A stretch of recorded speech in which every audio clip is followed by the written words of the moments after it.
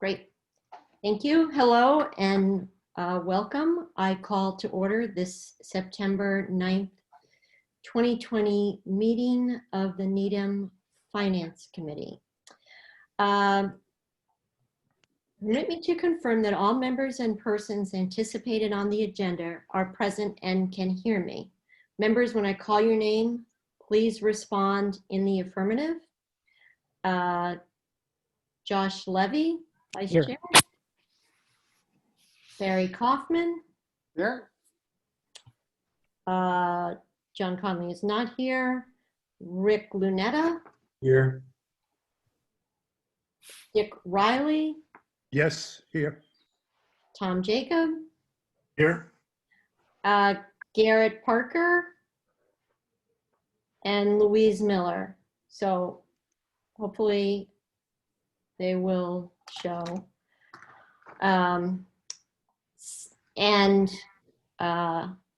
Louise Misgard? Yes, I'm here. Great. Good evening. This open meeting of the Needham Finance Committee is being conducted remotely, consistent with Governor Baker's executive order of March 12, 2020, due to the current state of emergency in the Commonwealth due to the outbreak of the COVID-19 virus. In order to mitigate the transmission of the virus, we have been advised and directed by the Commonwealth to suspend public gathering, and as such, the governor's order suspends the requirement of the open meeting law to have all meetings in a publicly accessible physical location. Further, all members of public bodies are allowed and encouraged to participate remotely. The order allows public bodies to meet entirely remotely so long as reasonable public access is afforded so that the public can follow along with the deliberations of the meeting. Ensuring public access does not ensure public participation unless such participation is required by law. Except for the agenda item entitled Citizen Request to Address the Finance Committee, this meeting will not feature public comment. For the meeting, the Needham Finance Committee is convening by a Zoom app as posted on the town's website, identifying how the public may join. All meeting materials have been forwarded prior to the meeting. And with that, I call the meeting to order. First item is are there any citizen at the meeting, any citizens request to address the Finance Committee?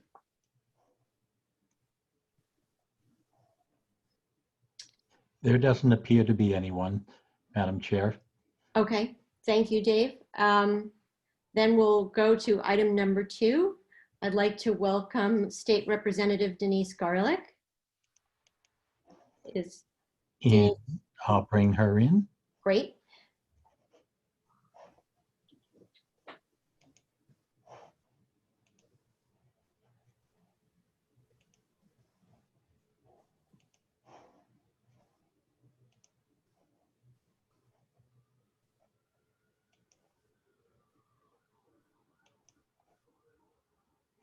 And she is coming in.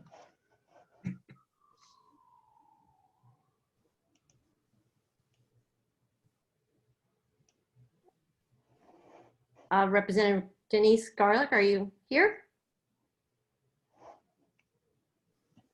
And her aide, Colin, is joining us. Okay. She's muted. Denise, you're muted. How are we doing? Oh, perfect. Perfect, perfect. So I want to thank you for the invitation to be here tonight.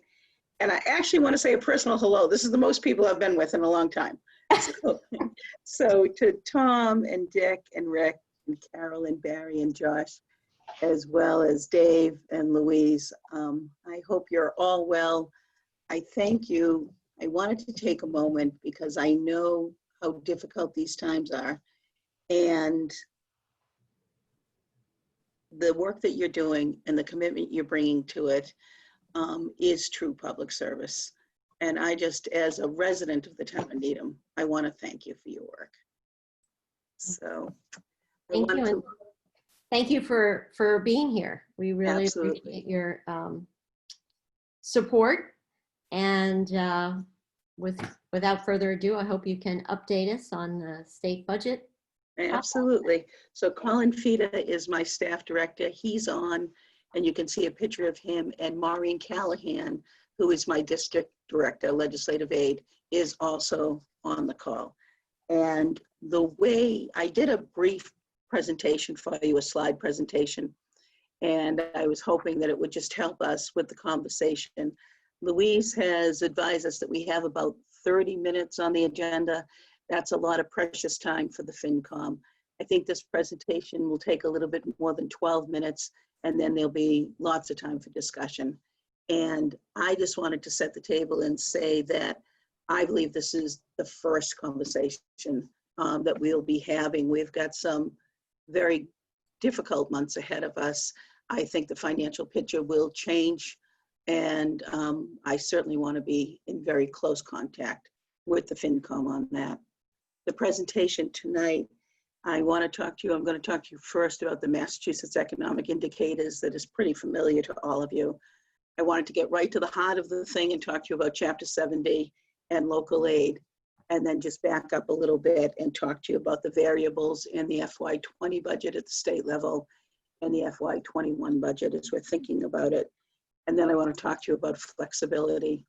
And in preparation for this meeting, I want you to know, I want to thank Dave Davison for meeting with us remotely, talking about the issues and concerns of the town. We met with Ann Gulati remotely. Her input is incredibly valuable. Met with the finance director for the House Ways and Means Committee staff. So I'm hoping that we'll have a broader picture of what you all are trying to deal with and wondering where your support is and what the future might look for us as far as our town budget. So the first slide that I want to go to, which is on page 2, is the Massachusetts Economic Indicators. I think maybe Dave can flip us to the next page.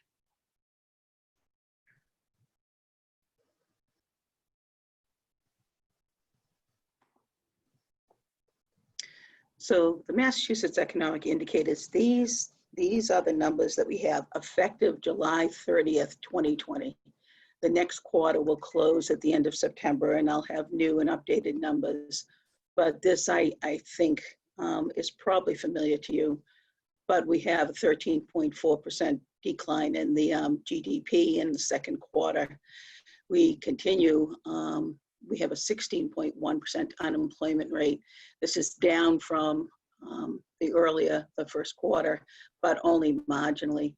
And I would like you all to know, as friends and neighbors, that my office has dealt with dozens and dozens, if not hundreds and hundreds, of individuals in Needham that are dealing with unemployment and all of the stress that comes with that. And it has been our highest priority for our constituents to help them in that process. And there is presently an estimated $6 billion decline in state revenue.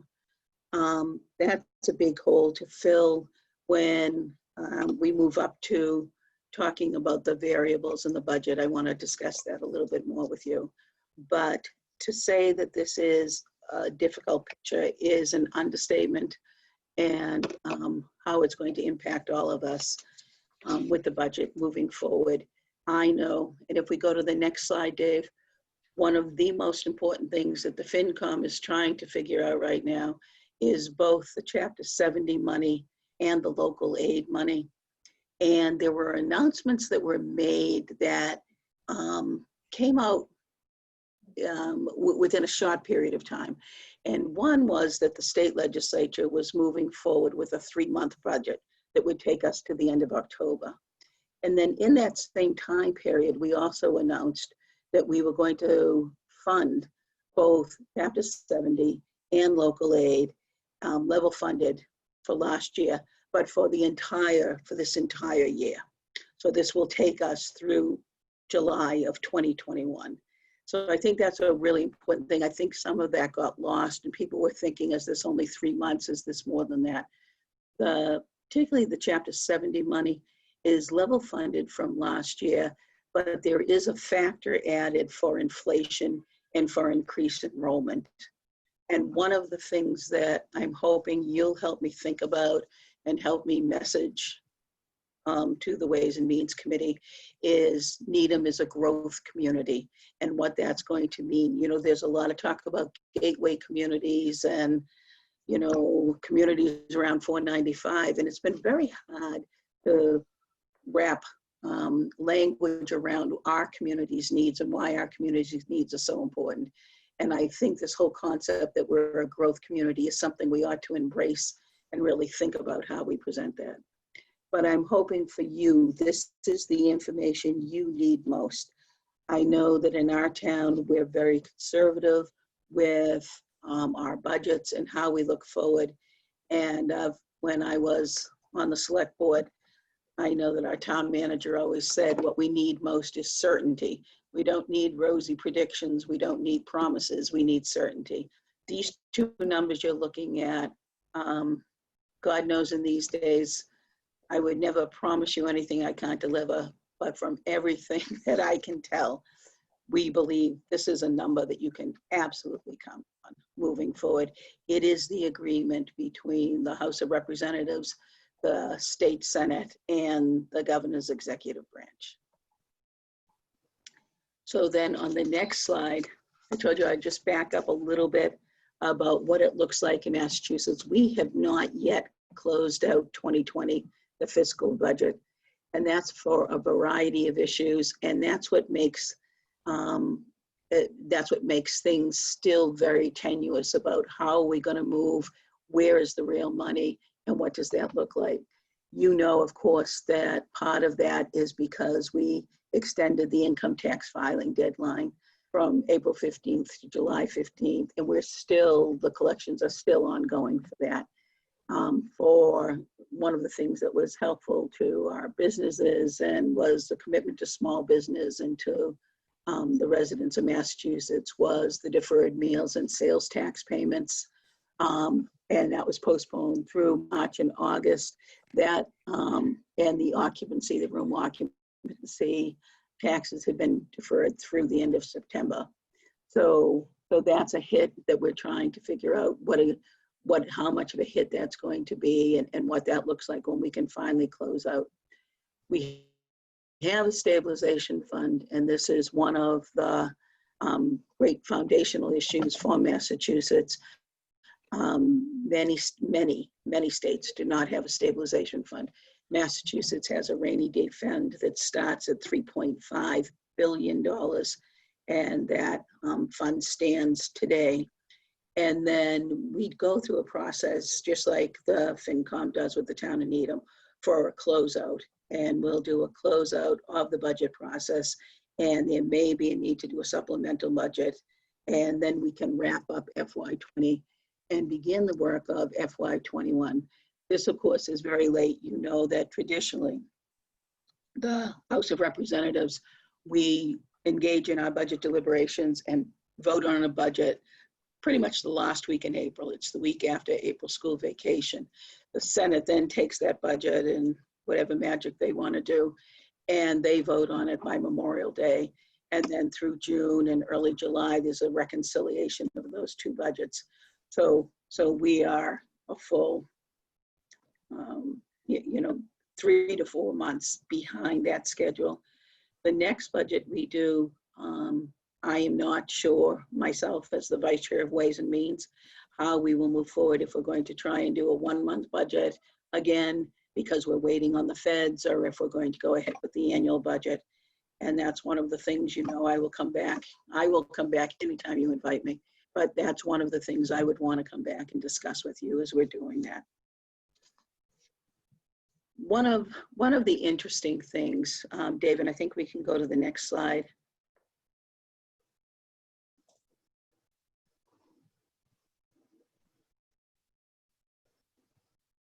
Dave, I was thinking we could go to the next slide. I'm handling them, but I'm not sure which one you want. Thank you. So one of the things, I think we jumped ahead one, if we could go back one, Dave.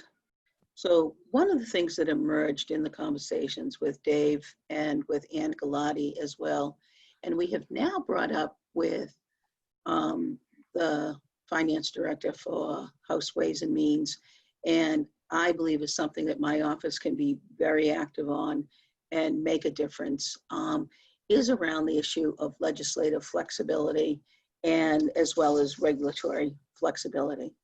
So what we've done so far, right, for the towns was certainly this level funding of Chapter 70 and committing to that level funding of the local aid. We have engaged in conversations, particularly with Dave, who you all know I believe is a genius, right, around budget flexibility for municipalities and what that could maybe look like, how we could move money, and what it would take, who should be involved in that. And my office has committed to drafting a memo on what those kind of issues around budget flexibility for municipalities could be, who should be involved in those kind of decision making. And I would be looking to all of you for further conversations on that. The legislature already had prohibited termination of services like water and electricity for our municipalities. And we did those for the towns. For the residents, you know, the legislature had voted on the mail-in voting for local, state, and federal elections, had the eviction and foreclosure moratorium for residents, MCAS relief, where MCAS has been postponed, which takes some of the pressure off of the schools. We voted on legal protections for healthcare workers and on virtual notarization, which actually was a very big issue in the town of Needham. And when we think of, even in the past month, the number of house closings we've had in Needham, it makes sense to us that we saw from some of the, particularly the real estate people in Needham, a real push on this virtual notarization. Another thing that happened, and it did not happen because of the virus, but is incredibly important in light of the virus, is I was the chief sponsor of House 1935, which was called the SAFE Act. And that's actually a bill about public health, and it supported collaboration, and it's not mandatory, it's voluntary, between local boards of health and their neighboring areas. It allows the boards of health to develop regional entities if they want. It allows the boards of health to say, I'm in the town of Needham, you know, we will be the lead on an issue related to immunization. I'm from the town of Norwood, we will be the lead on water quality. I'm from the town of Dedham, you know, we will take up the Title V things and see if we can't get more synergy. Inherent in that bill too is, and we have already funded that bill in part, is education for the health department workers and a real forward-looking plan on certification for public health. You know, presently, Needham, I'm sure you know, has an extraordinary health department, both in its staff and in its Board of Health, elected Board of Health members, and is known throughout the Commonwealth for being not only a wise Board of Health, but a bold Board of Health. So in looking for these synergies, I think there's a lot we can share, and I think there's a lot of ways we can benefit. And that bill has been passed in this session. So that's part of the legislative flexibility. On the next slide, I want to talk, and if Dave, you can take us to that next slide, around the future concerns around flexibility. So it's about a way that if we start to encounter FY21 shortfalls in areas other than Chapter 70 and the local aid, and it's hard for me to see how this won't happen, right? So we have to look at this whole budget altogether. And this is around, again, the regulations, how could, around the law and regulations, how can we move money? And what about the regulations around renewing licenses or daily inspection of low risk activities? we had a great example about the health department, which we all know is stretched to its absolute max right now, still having to do inspections of gas stations that are selling wrapped food. You know, there's some things that we can really move or delay or change the deadlines on that. As a nurse, I would be very thoughtful about what those things are, but I do think that we can find some flexibility there. We also are very interested in allowing the schools to negotiate alternate payments when services aren't provided. This might pertain to some of the residential school programs, the out-of-district things that we're doing. It might pertain to, right now we're paying for transportation, whether or not we have transportation on the road. We had done that early on in the COVID, trying to keep people employed, but now we have to think about how we can move from crisis to sustainability with the resources we have. And I have a bill, which is the brainstorm of our superintendent, Dan Gudenkanst and Ann Galati, that came from a very, just a conversation about how are we doing, what's going on. And Dan was saying, you know, there were things that we could just do that could make things easier, that isn't increased money, but would give us the flexibility to move ahead. So this is the second session that I have offered this bill on operational efficiency for the schools. We have tremendous support from the Chair of Education, who's Alice Peisch. There is a piece in this about procurement that the Inspector General seems to have his foot on this bill. I think we can move forward with many of the ideas in this bill, whether we do the procurement piece or not. And I think it's one more way that we need to be thinking about how we can mobilize resources, how we can better spend our resources. And I'm hoping that that's going to be helpful as we're moving forward. So the big elephant in the room is the next slide, which is the intersection of state and federal support. So right now, there is CARE Act money in the Commonwealth of Massachusetts.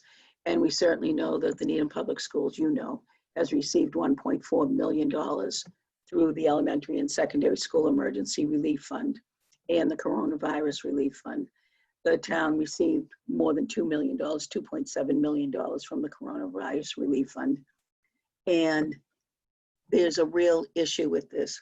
So in 2008, when we went through the national recession and the Obama administration liberated money to the states, it essentially came to the states, and the states could choose to spend that money on what the state believed was needed.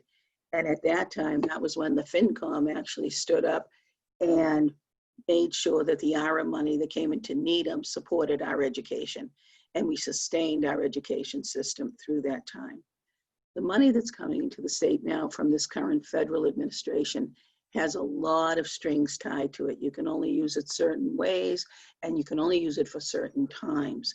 And in fact, the way the federal legislation is written presently, the money has to be spent by December 31st. That's not, even in these really dire financial times, that may not be an achievable goal for us. One of the things that we have discussed is certainly bringing in our federal legislative delegation just to move that date, right? We don't need at this point in time to tie that to increased money, even though we need both increased money and we need to move that date. But is there a way that we can do that so we don't leave money on the table? The school nutrition, one of the bright spots in this whole story is the USDA has really been a support to the states, not only around the school lunch program, certainly around the food security issues.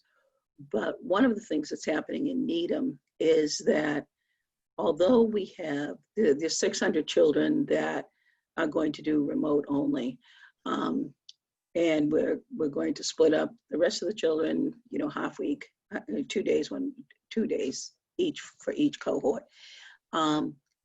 So essentially we're going to be feeding less children, but we need more staff because now everything has to be wrapped, everything has to be presented in a certain way. And the USDA has now said that they're going to fully subsidize all lunches. That this is a big help to us moving forward, and very welcome. And the whole issue around unemployment insurance, the extra $600 that Massachusetts residents received from the federal government, in addition to their Massachusetts unemployment, that benefit has expired. And there's an executive order to, in addition to the state unemployment, an additional $300 a week, but that's only for 3 weeks, and using FEMA funds. And that may well be one of those cases of taking, you know, something from Peter to pay Paul, because we have just learned in the last week that FEMA money cannot be used to replace to fund the PPE of our school system. So if we don't figure this out, that's a tremendous hit for us moving forward. So none of us have a crystal ball, right? In Ways and Means, we've got 3 algorithms. We've got an algorithm for what we will do if the federal government comes through with the Federal House of Representatives package, which at that time it was first presented was $3 trillion. What we will do at the current package that the United States Senate is talking about, which is $500 billion, or if no money comes into the state at all.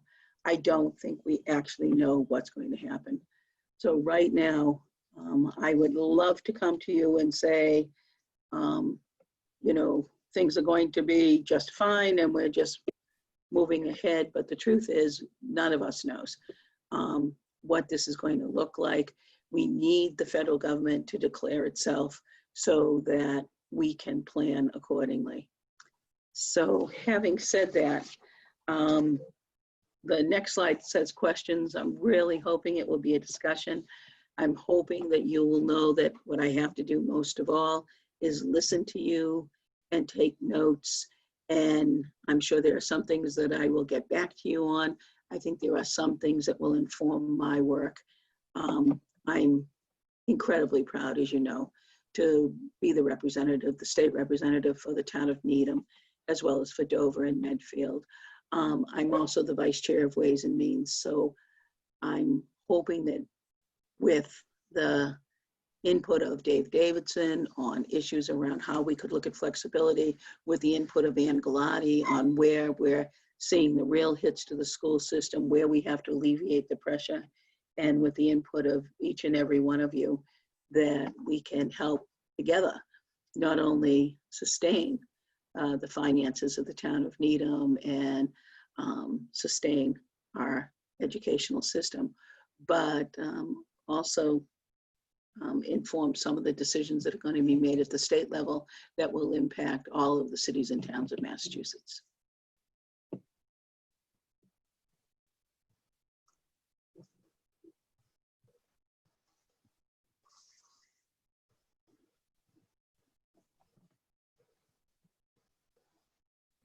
Thank you, Denise. You're welcome, Carol. Do we have questions, comments? I have one question. Thank you, Denise. Hey, Josh. How are you doing? Good, thanks. It sounds like the coming year has a lot of questions and uncertainty. And maybe this is too early to ask. Is there a commitment that the state aid will be level funded for next year for fiscal 22? So we haven't had that discussion yet. And one of the things that many people who are beginning to think about finances and budgets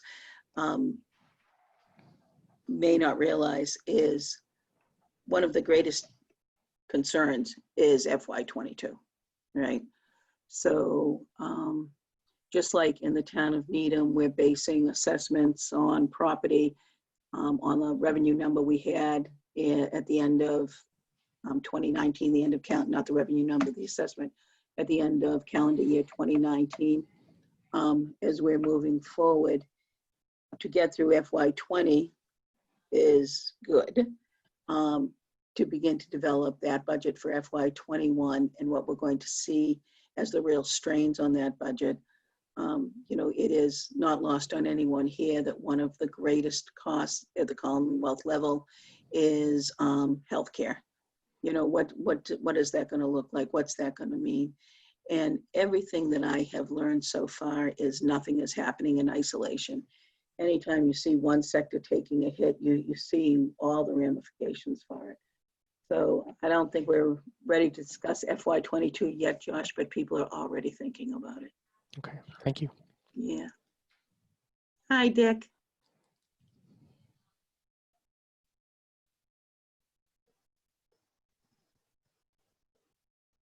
Two questions, Denise. Sure. Your first slide indicated the estimated decline in state revenue of $6 billion. Yeah. That's off of a base of what?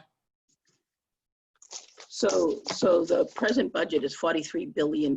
43? Yep. So it's So roughly 15% then, give or take?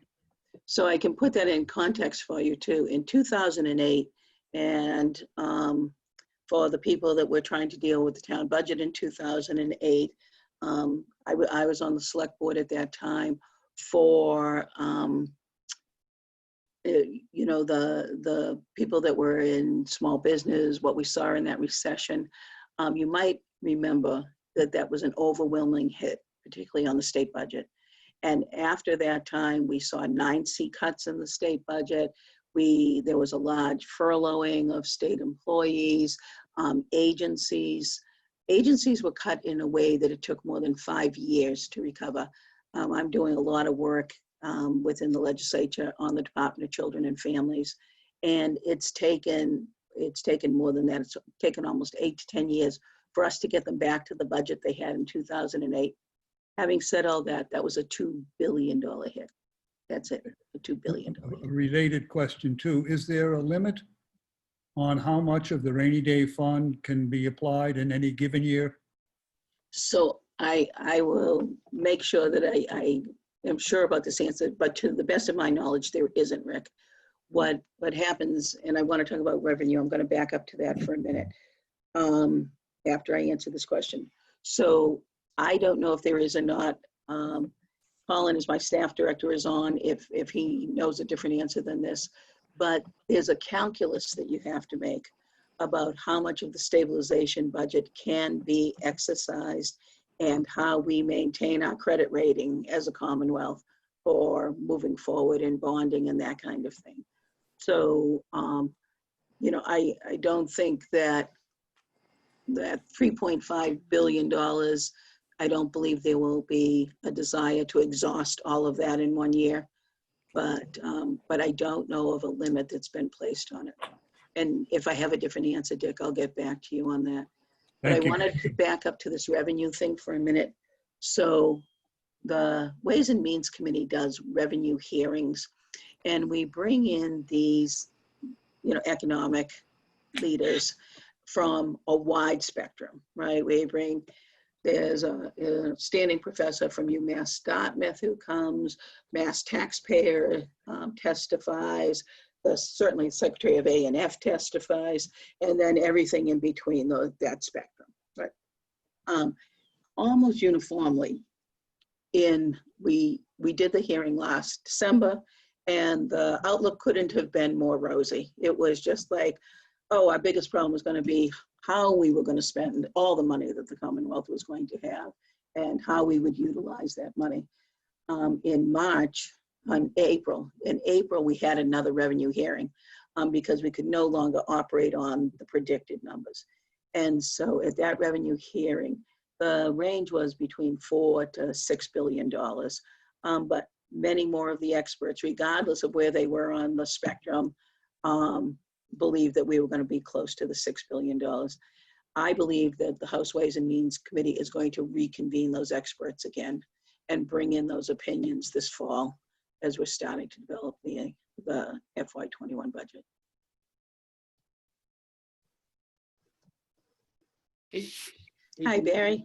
Hi, how are you? Good, how are you? Good to see you. Thank you. I know nationally, you know, the August numbers showed at least a meaningful improvement. You know, certainly got a long way to go, but the unemployment rate was cut in half, I guess, from the peak. And do we get state numbers? When do we get state numbers like for August to show that trend?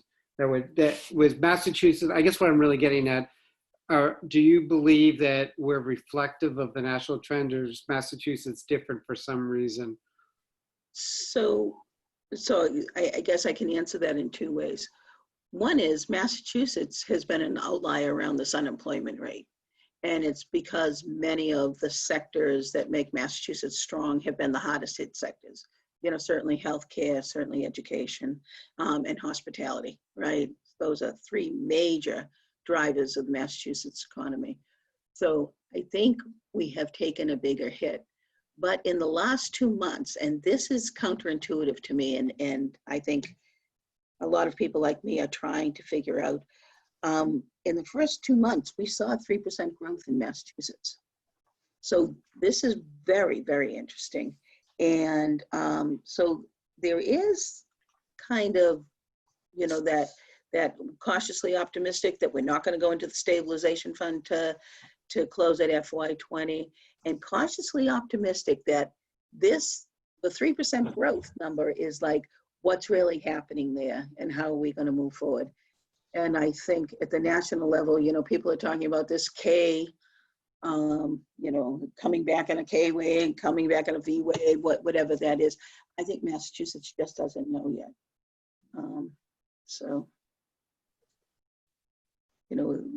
That's why I think there's this real move to bring back this revenue hearing, bring back the experts, people that are devoting themselves to every single minute of the day trying to figure this out and getting a real picture of where they think Massachusetts economy is going.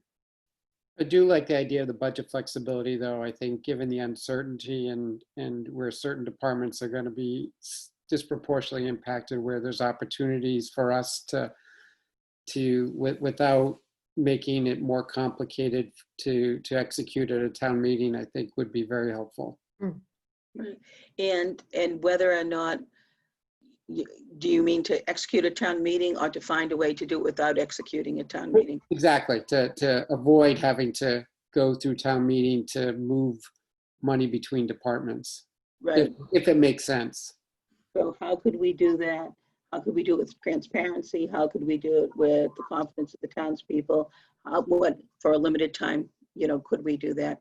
So, I really have to credit Dave with that. And it was a most welcome discussion today when we were talking about things at the state level. And we're really going to work that up a little bit and see if we can't do some of that. There's the school efficiency bill, Barry, a lot of that, was, when I said it was creative thinking, it was really about, how can the schools, can they buy more than a 1-year subscription to, these online textbooks they have right now? We make them stay there. Could we have a transportation enterprise fund where the schools have money for transportation, but then they would be able to move it as they needed to meet different deadlines, different things. And I just think we have to be really thoughtful about things that are written into regulations that have deadlines that could be extended. Yeah. I think it can really make a difference. The one thing, I would say is I am hopeful on many levels. We're not dealing with a chronic problem that we will never be the same again as a town or the Commonwealth or a country. We're dealing with an acute problem. We don't know how long the acute problem is going to last, but if we can sustain ourselves through this time and sustain the quality of services, particularly, there's going to be a natural way that we can then rebuild the economy and move forward. Certainly extending the deadline for the schools to spend the money that has been offered to them would be, I know from having my discussions with Dan, would be greatly appreciated. Yeah. It's just hard where there is so much that depends on how the feds are going to move and when they're going to move.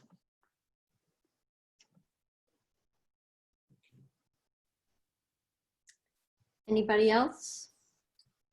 Yeah, just real quick, thanks Denise for the presentation.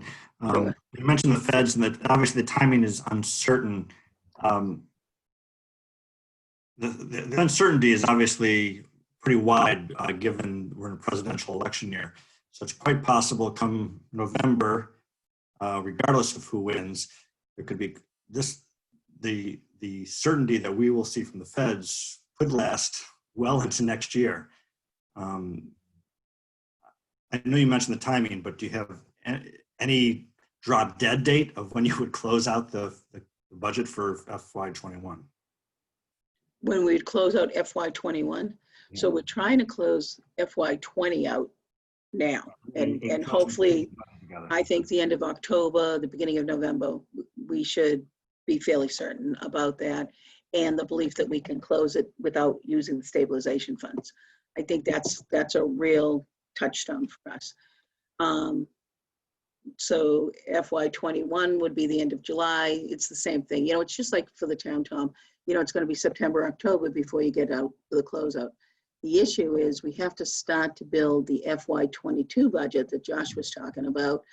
You know, the governor has to come out with the governor's budget in January. The House deals with the budget in April. The Senate deals with the budget at the end of May. So that's going to be trying to build a budget in a time of great uncertainty, in my opinion. So I think that's going to be really hard. That's going to be really hard. And I have one small question. I'm not even sure if it's for you, Denise, or for Dave, or maybe both of you. The numbers that you showed for the Chapter 70 and for the local aid, that doesn't include the MSBA reimbursement, does it? No, that's just our Chapter 70 money. Okay. One of the things that I am discussing that I know is important to all of you is the real concern around, this doesn't include the special education circuit breaker money. So the school department is very hopeful that the special education circuit breaker will be funded at 75%. I can't say that to you tonight. I don't know what that's going to look like. And that's a real concern for the school department, for the FinCom. We talked briefly today around Metco and what that means. That's about $100,000 in the town of Needham. And it also supports other programs, of course. I'm not sure that that's yet on the radar screen.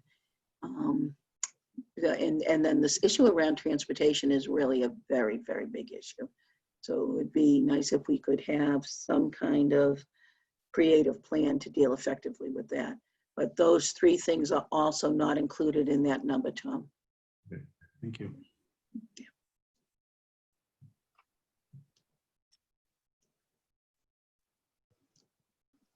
Is anybody, Louise, you're just on. Do you have any questions for Denise?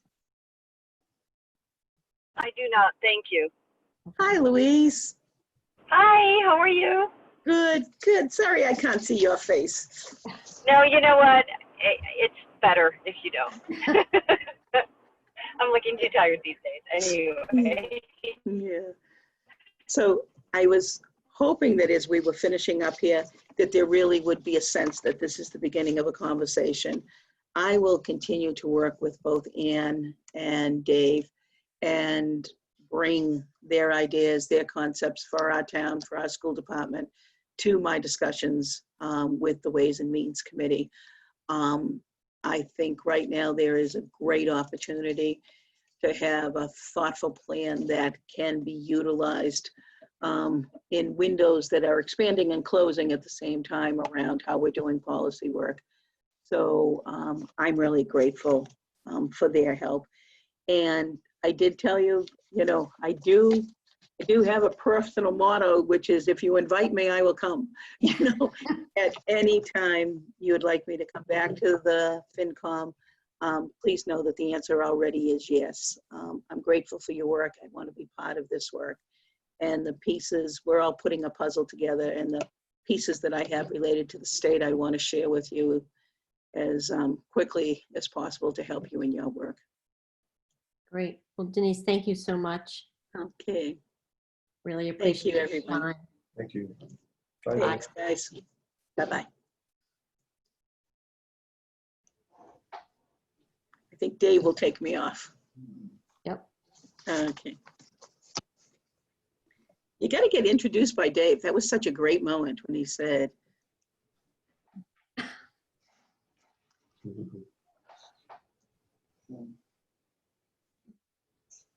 Madam Chair, I will, after the board acts on the minutes of the prior meeting, I will bring in Mr. Peter Pingatore and then ask him who he wants to join. Okay, great. Has everybody had an opportunity to review the minutes of August 26th? Move their approval. Have a second? Great. The minutes of the August 26th meeting have been approved. Thank you. Dave, you can bring, Now, we gotta Madam take, Chair. Actually, we have to vote on it. I keep forgetting that. We have to take a vote. Tom, Yes. Dick, Yes. Rick, Yes. Josh, Yes. Barry, yes. Louise, Yes. and I'm trusting John is not on. Correct. Okay. Great. The Carol, did meeting- you vote? I'm sorry? Carol, what was your vote? Sorry. So the minutes of the August 26th meeting have been approved. So Dave, we can bring in, And he's coming in.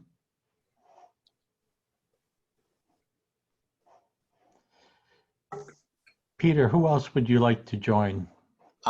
So we have a few people from CPC in the audience and listening audience. I just want the committee to know that.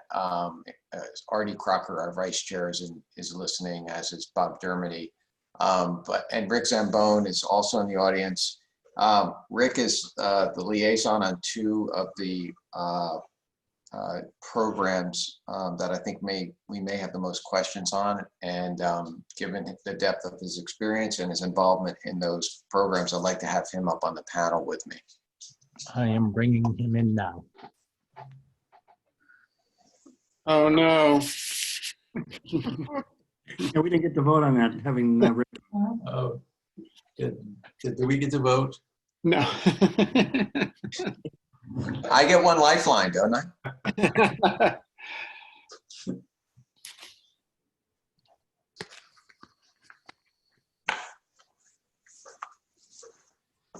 So I see we have 30 minutes on the agenda, which that pales in comparison to the 3.25 hours we had at our public hearing last week regarding these two proposals.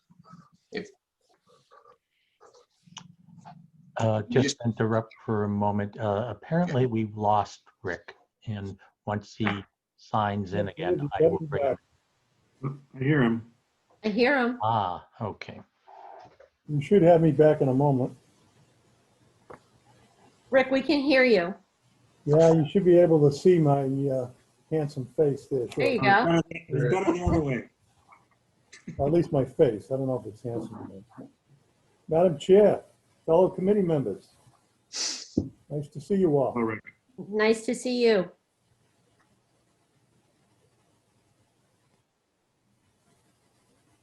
Okay. Madam Chair, would you like me to start? Conley Yeah. second. Please. Okay, so what I'd like to do, if I may, is just make a brief statement a little bit about the CPC, not necessarily for your benefit, but for the benefit of the listening public. I'll make it brief.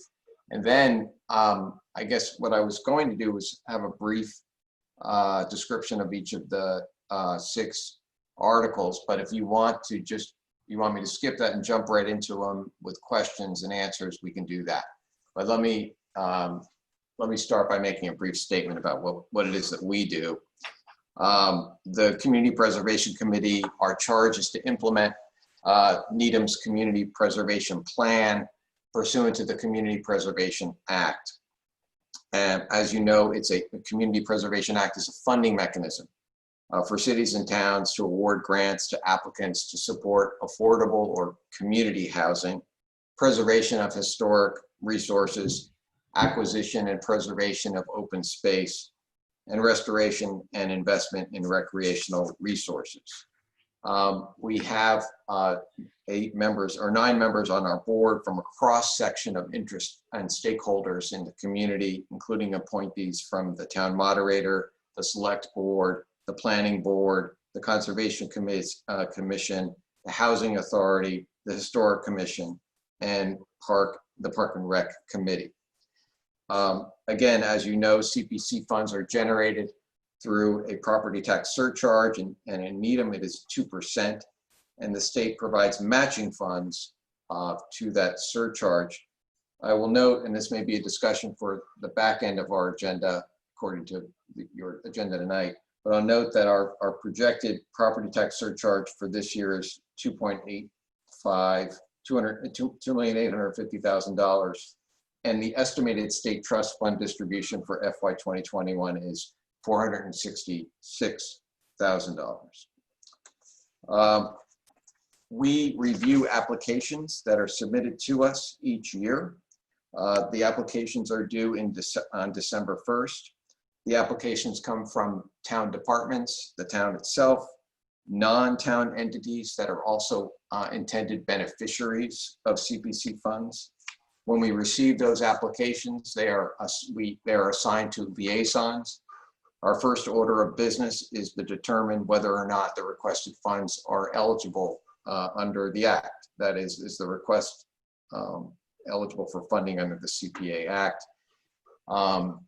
It's a pretty overwrought statute,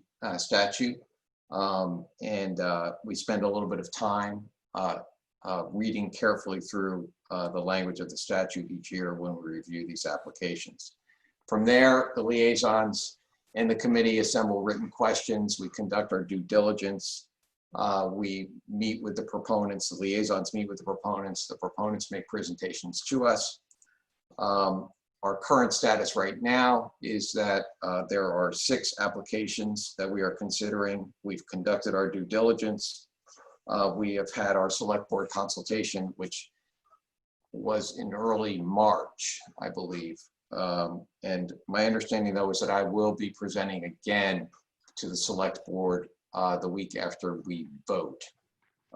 We've had our public hearing. It was last week on 9/2. Tonight, of course, we are consulting with the Finance Committee.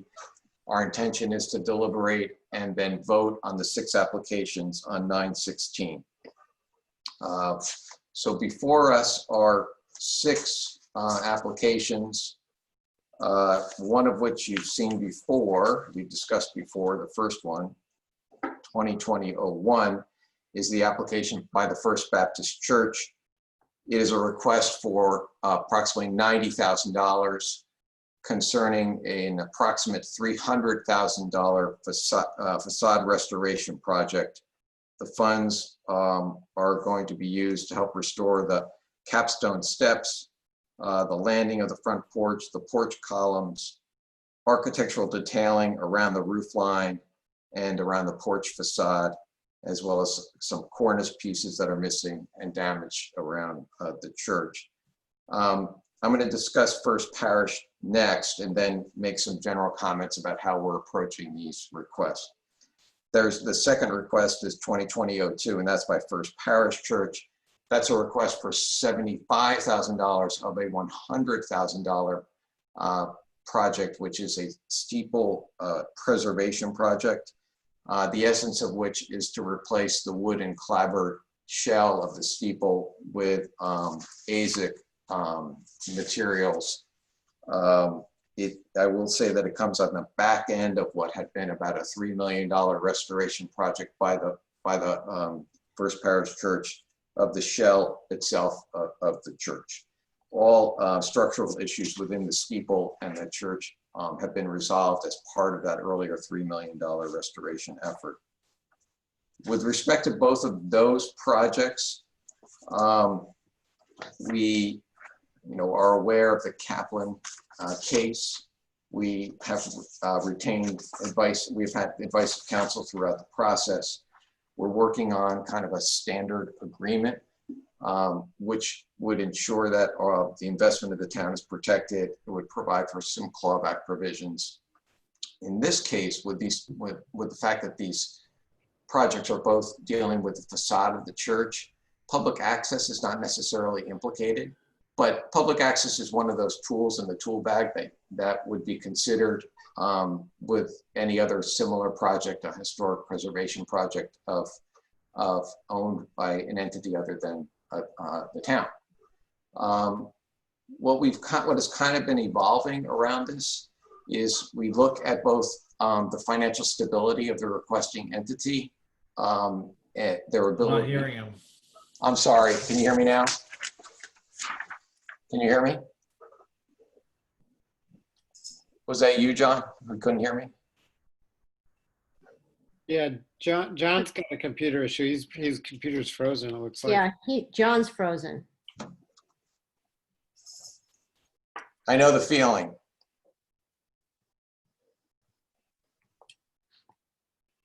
Should I go? Should I proceed? Yeah. Okay, so we're trying to develop these kind of principles in addressing these requests by non-government entities. And so we're looking at kind of a significant investment by the requesting party. You know, certainly more than 50% of the request. And you could see with respect to the First Baptist Church, they're requesting about 1/3 of what the total project cost is. And that's kind of flipped on its head with respect to First Parish. But regardless, we're trying to come up with some consistent principles that we can live by and use the kind of various tools that we have to protect our investment. So you should have had in your package a draft agreement that we had been working with our council on. One issue to be aware of is that the advice that we have gotten is, because of the issues around the anti-aid amendment, is to basically limit the potential entanglement. That's the language that the case uses. Entanglement between the affairs of the town and the church entity. And so because of that, we take somewhat of a minimalist approach with respect to that agreement. But frankly, I welcome your advice. If you have some other approach or you have some input that you want to provide with respect to that agreement, we're certainly not wedded to it. It's one of those agreements that we've came up with business terms, if you will, as a committee, and then discussed it with our council, and we are still very much in negotiations with the proponents regarding the terms of that agreement. But that should be in your package. The next request is from the Needham Community Farms, and that is a request for $6,200 to expand their growing beds. Pretty straightforward. It's an opportunity to rebuild raised beds, expand the footprint by eliminating the raised bed, the restrictions put around wooden beds, wooden frames. So expanding the seating area, narrowing the path area, building a French drain around the perimeter. There's going to be a significant amount of volunteer work involved in it, but it's for $6,200. The next two are park and rec requests. First for Claxton Field lights and skin renovation. This is design work, and it involves the rebuilding of Claxton Field. And it's not the entire field, it's the field basically from home plate to the end of the infield. With respect to it also has to do with replacing the field lights. And again, this is design work. I'm running in place a little bit here. I need to get the number in front of you. It's a request for $101,500. Our next request is for the resurfacing of the synthetic track at DeFazio Field. That is a field that was put in place as part of the Field of Dreams projects. We're about halfway through the useful life of the track. It's been inspected by a consultant that has noted that is delaminating in certain places. And the request is for $160,000 to resurface the track. It's anticipated that the resurfacing will extend the useful life of the track for another 10 to 12 years, and that we would end up getting about 25 years of use out of the track with the resurfacing. And the final request is the Emergency Rental Assistance Program.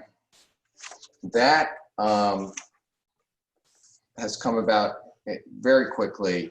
And I'll just note that it's a request that we discussed as a committee, I think probably 30 days ago, maybe a little bit more, because we became aware as a committee that community preservation funds were being used in various towns to establish rental assistance programs in communities, especially communities that were hard hit by the COVID pandemic, but then those programs were extending out into other communities.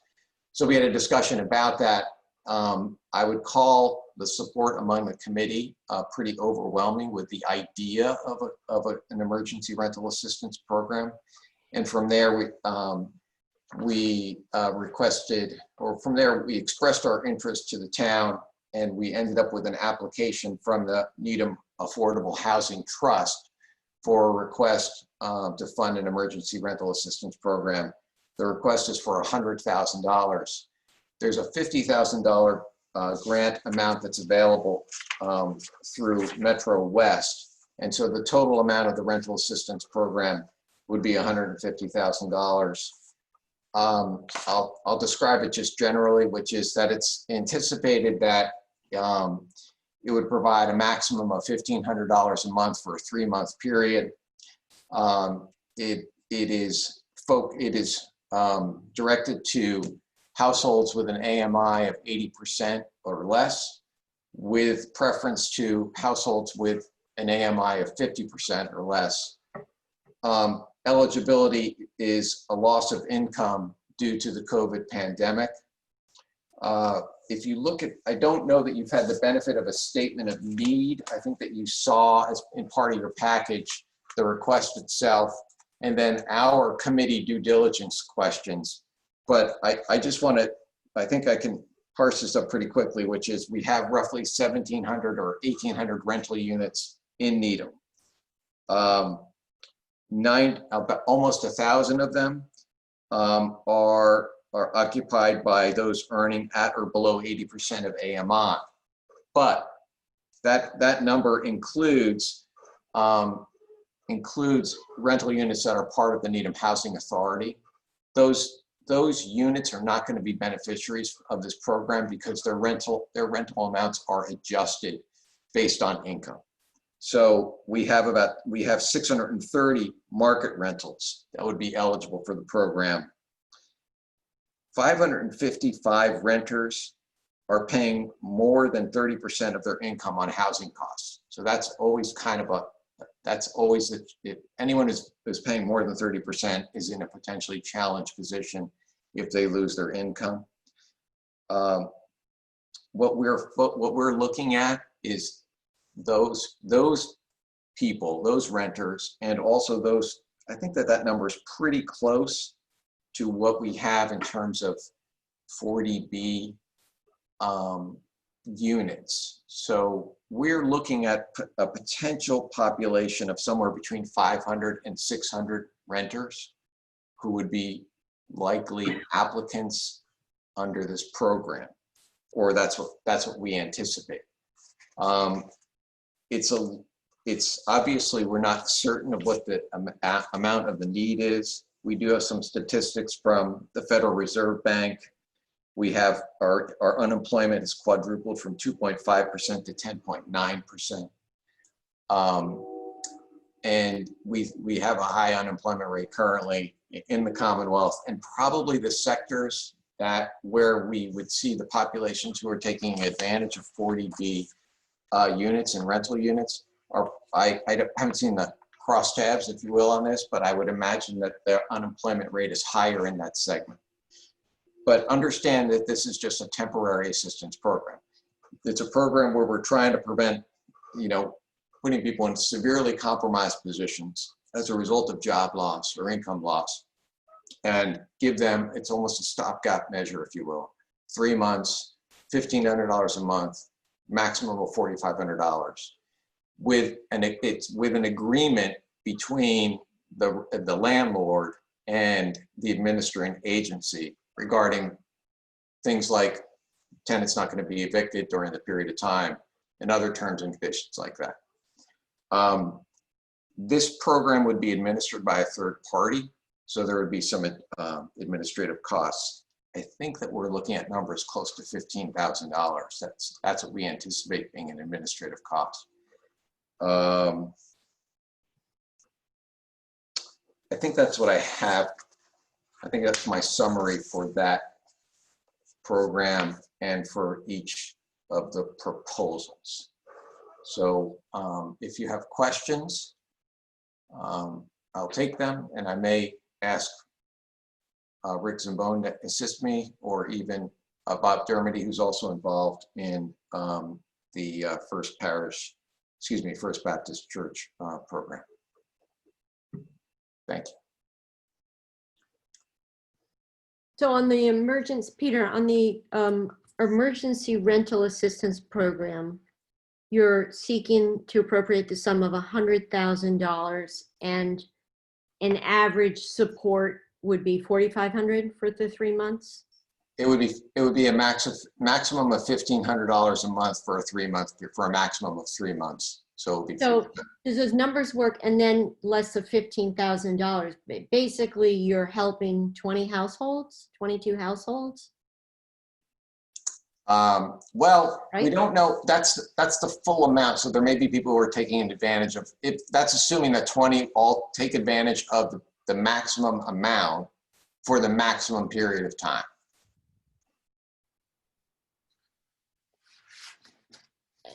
It just seems like a drop in the bucket. I guess, The need is 630.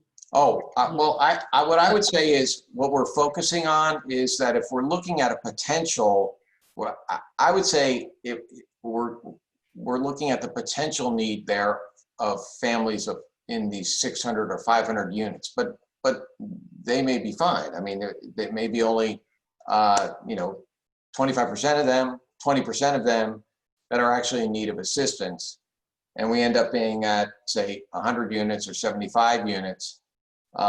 And not all of them are necessarily going to be taking advantage of or need to take advantage of the full amount of the sum. So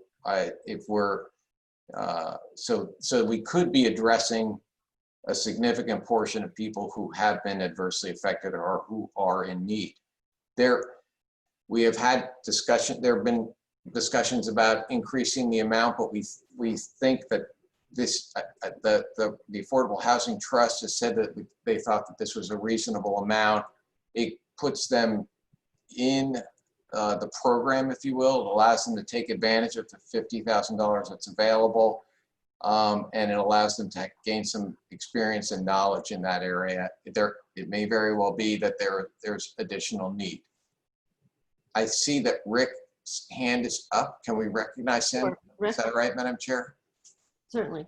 Yeah, just to add to what Peter talked about and to kind of address Carol, your question, it's really $150,000 we're dealing with because you've got the other $50,000 from Metro West. So that will increase the number. When they set up the criteria for who would get the award, it's going to be based on the people with less than a 50% AMI, adjusted median income. And those people would get preference. They'd be serviced first before you went between the 50 and the 80% threshold. And the numbers, that $4,500 per individual is the max. And there were some statistics done that not everybody is paying $3,000 a month for rent.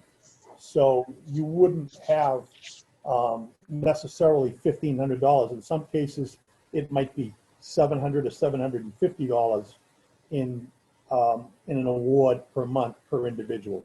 So the numbers can increase dramatically depending upon the census and the need and the qualifications of the people and their circumstances. So just to kind of, it's much more than 20. I think the estimate is a lot more than that. Rick? Peter, how did you arrive at the 100,000?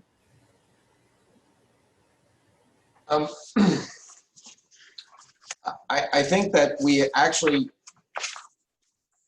when we were dealing with our staff related to the Affordable Housing Trust, the number that they had originally come up with was larger than that, was 200,000. And it was just based on estimates that we're dealing with. The one number we have learned that in the average in comparable, I think it's average in comparable towns who have administered this program, the rental assistance amount has been $200,000. The amount of the program has been funded at $200,000. So we're, it's a little bit of a guess. We don't know. We're hearing things like, well, maybe it's not going to be enough. Maybe it's not going to address enough people. But we certainly don't want to be in a position where we're overfunding. But we think that we've gotten the sense from the housing, the Affordable Housing Trust, that this is a reasonable number. It is 1/2 of what other comparable towns have been funding this program at that have offered this program. Dick? Yeah, a question on the administrator of the program. Walk us through the rationale around retaining an administrator and how you arrived at the level of compensation for the administrator. Okay, so this has to do with, you're going to have to do a needs assessment, a financial needs assessment with respect to each of these applicants. And then you're going to be negotiating an agreement between the administrator and the landlord. So it's certainly one of those situations where experience and economies of scale are really appropriate. We're just not, my hunch is that we're just not in the business of administering these kinds of programs as a town. I will just in one of my prior volunteer jobs as a housing authority commissioner, we did not administer Section 8 programs. Those were all, we would have an administrative agency that would actually use their knowledge, their economies of scale to administer Section 8 programs for a lot of housing authorities, only because it's just kind of not out of, you're looking at you're looking at a pretty detailed analysis that you need to do that's a little bit out of what your core competency is, and there's just some efficiency with having an administrator do that. And the level of compensation was arrived at how? I'll let Rick, if Rick wants to respond to that, but they were actually, I think that there's a per participant number, not a percentage, but a per participant number.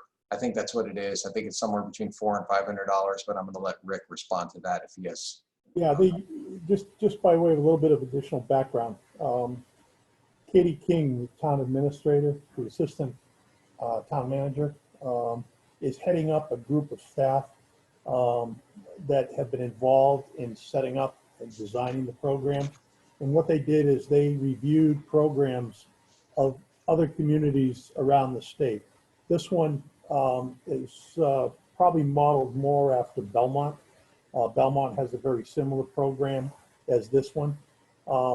The concept of who would administer it, it was one that it was determined real quickly that the town did not have the capability to do it, or the housing trust did not have the capability to do it. And what they recommended was that that it be given to an outside agency, and it was I forget the name of it, but They'll be searching and coming to a conclusion with the agency. But I know that, I want to say it's Metro West or something to that effect, has been involved in administering a lot of these programs. And based on the cost for other programs, it was determined that the average price would be roughly, to administer the program, $450 per participant. And based on the number of participants, they came up with an estimate of around $15,000. Now, one point that we haven't finalized yet, and we'll probably be discussing it at our meeting next week, is whether that $15,000 should come out of the $100,000 or should it be added to the $100,000. So in other words, the appropriation would be either 100 or 115,000. The incremental 15,000 would be to cover the administrative cost. We haven't had that discussion as a committee. The Housing Trust said that they don't particularly care one way or the other which way it's handled. So we have to have that discussion and debate next week. So that would suggest that we're going to have 35 applicants, if I did the arithmetic right? Dick, I don't have a calculator, and your mind's better than mine in some of these financial. I mean, 35 times 450 is about 15,000. All right, that's probably what their estimate is, yep. Just to play on that, I actually got the application in front of me, and item 11 says exactly 35. They're estimating, I think this is what they're saying, estimating 35 households at I 450. guess my question is that enough?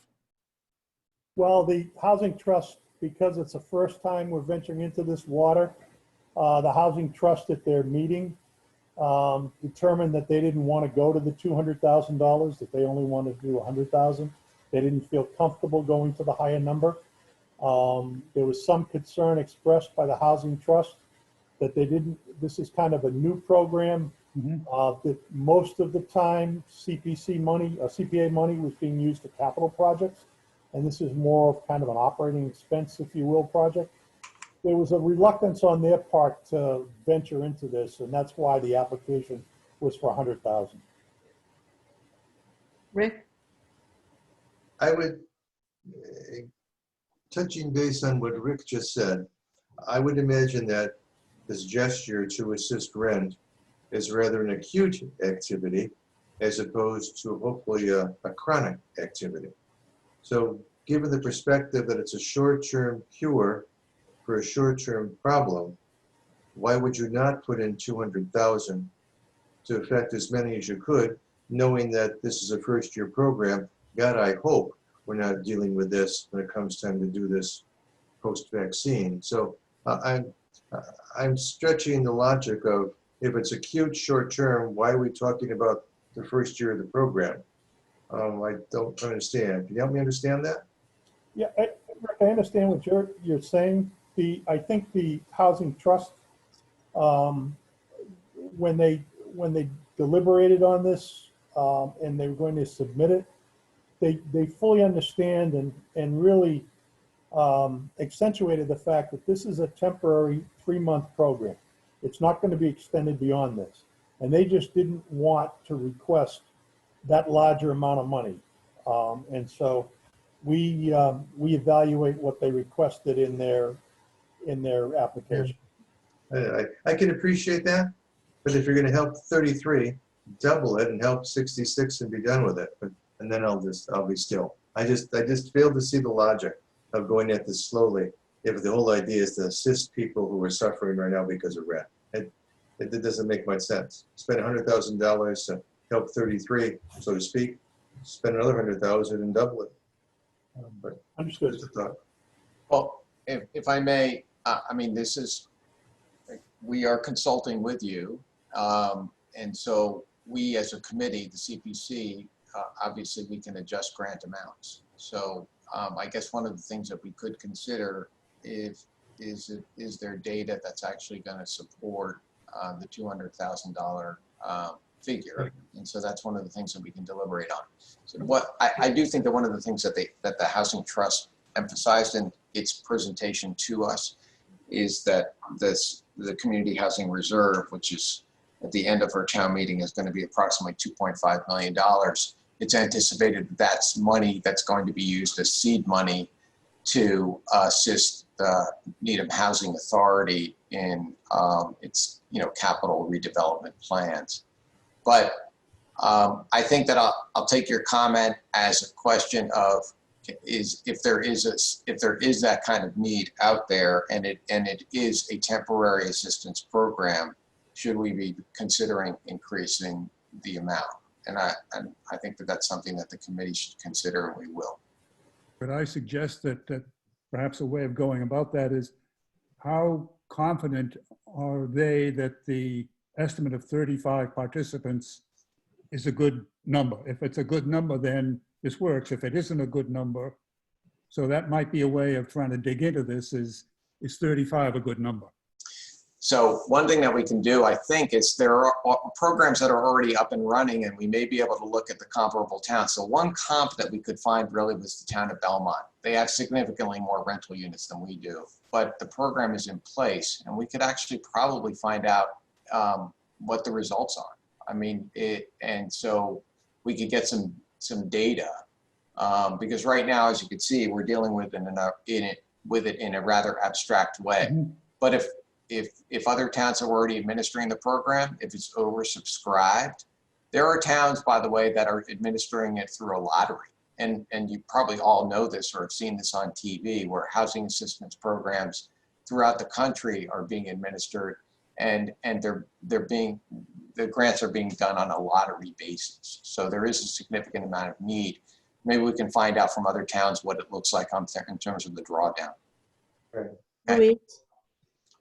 So I'm having a hard time understanding what the downside is of going for the full amount.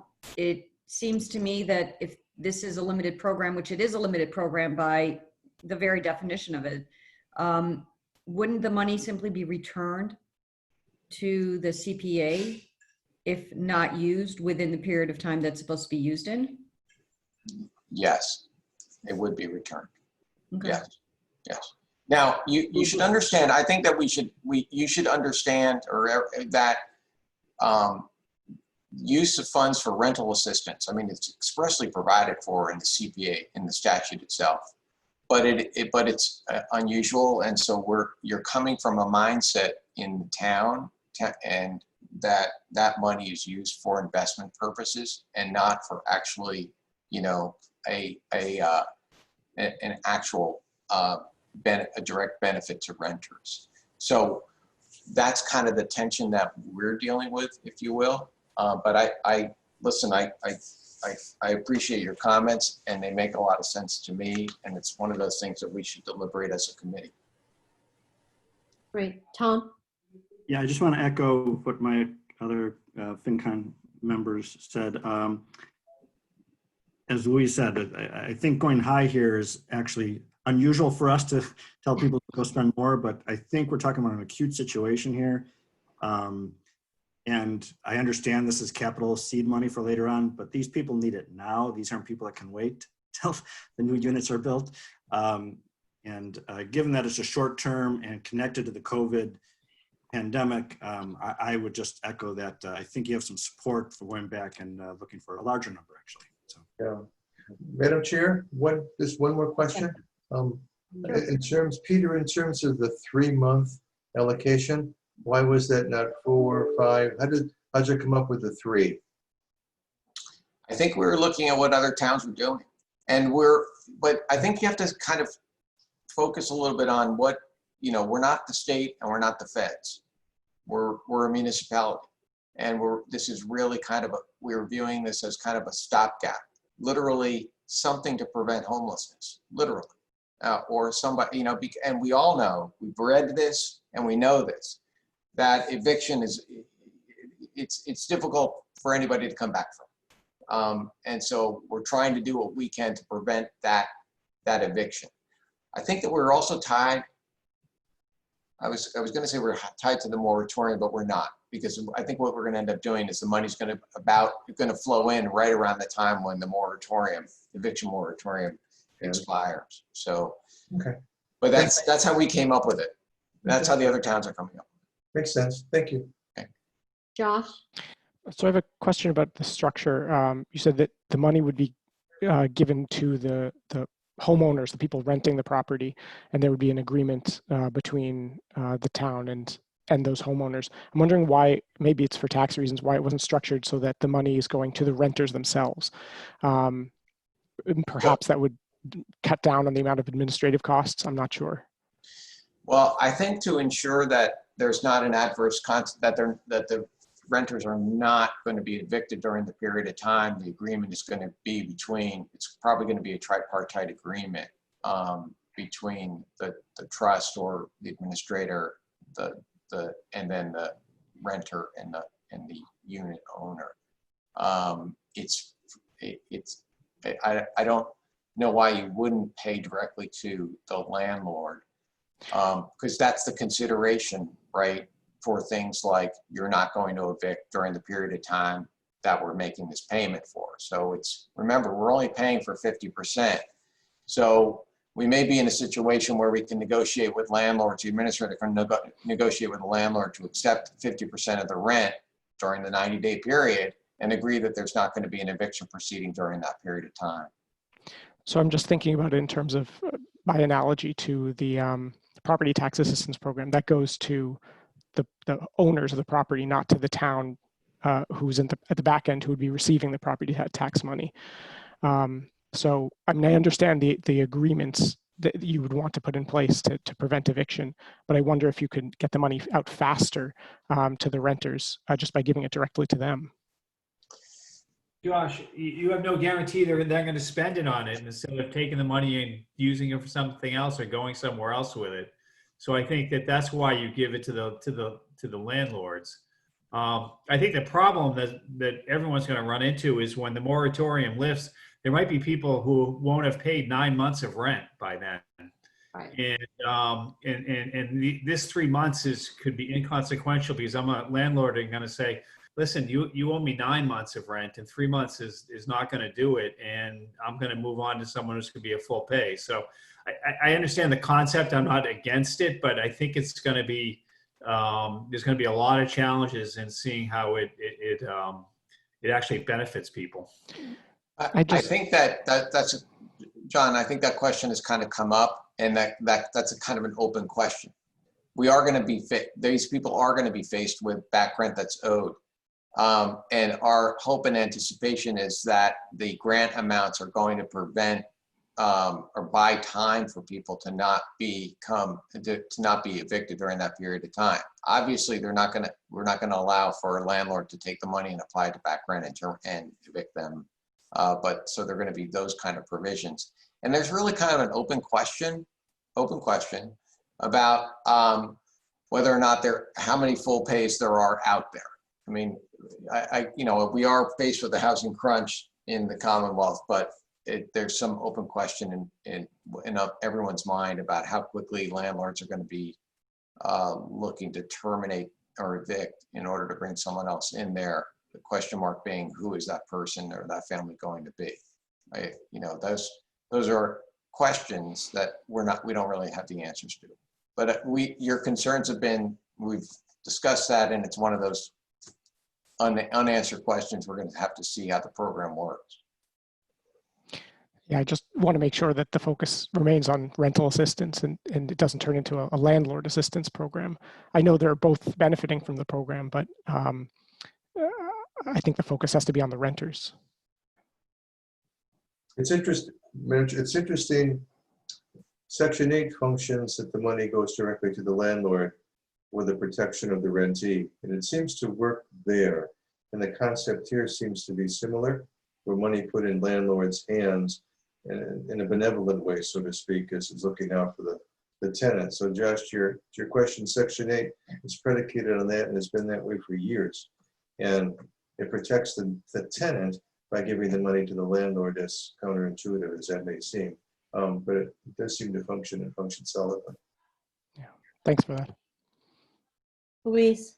So the Community Preservation Council, that state organization, actually for rental assistance programs, doesn't just recommend, they say that CPA funds have to be paid to the landlord. They're not subsidies to private parties. They're for a particular purpose based upon a rental agreement between a landlord and a tenant. So anyway. That's a good point, Louise.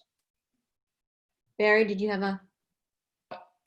I do. It's actually not in this topic. It's about another one. So unless other people, I don't want to stop this discussion, but I do have a question on one of the other items. Seeing nobody else wants to continue the rental assistance question, let me just ask you, the Claxton project is, do you have an estimate of what you believe the ultimate project is going to cost? This is for design. We had asked that, and I anticipated that might be the question by CPC, by the Finance Committee. I was out of the office all day, and I think the answer may have been in one of my emails, but can I just say that we'll get the number back to you? Yep. Because we did ask, and I thought that it might come up tonight. So I promised to get you that information. And is there a thought to redesigning the configuration of Claxton or just replacing what's there? It's replacing what's there. Okay. So now you should understand that we're working with this area from home plate to the edge of the infield. Okay. The rest of it is going to stay as is. And one of the reasons is because it's a highly, it's a little counterintuitive, but it's highly unstable because it's a landfill. So it's all going to move. So the outfield is moving all the time. There's only so much you can do to stabilize it. And I think that that's kind of going to be somewhat of an issue when we're in addressing the replacement of the lights. But so that they're going to let the outfield continue to settle and move. It's not worth it to do anything with that, but they're going to make it's a safety issue around in the infield. Okay. Peter, Yes. just in the packet that was sent to the committee, the Yes. Finance Committee, in the Claxton project, and this is relatively new information, the total project cost is just under 950,000, excuse me. Okay, so the answer is there. Thank you.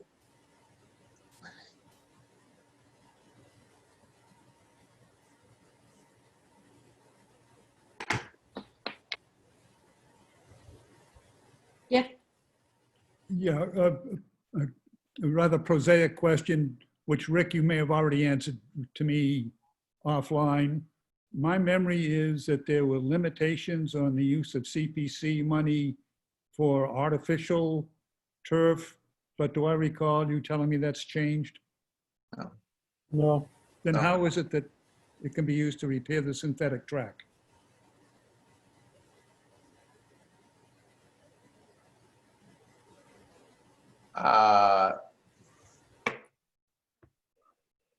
I think that is well, it's not artificial turf, so it's not, and I think it's a Not capital. scented either. It's a capital investment, like in any other kind of we allow for capital investments in recreational structures. So rebuild playgrounds. We install synthetic or rubberized pads around playgrounds as well. So I think it qualifies as a capital investment, and it's not synthetic turf. But we'll look at it. Yeah, might be We'll look worth at it again. checking. You might get that question. Yeah, that's a good question, and we'll make sure we've got the answer to that. Louise? So I thought CPA funds could not be used for maintenance. And this strikes me a little bit more like maintenance than capital. Did you think about that? Yeah. Yeah, I mean, I think that we had a discussion about whether or not it's maintenance or not. And I think that we were persuaded that it was in the nature of capital, but and restoration. But you are correct that we can't be using it for maintenance. I'm sorry, you're catching me a little flat-footed on that question. I know that it came up, and we'll make sure that we've got the answer button down. Okay. Tom? Yeah, piggybacking on the maintenance thing, the question I have between the two church projects, and I know you guys don't like to lump them as one, but because they're side by side, it strikes me that the steeple preservation is maintenance, or more than it is preservation.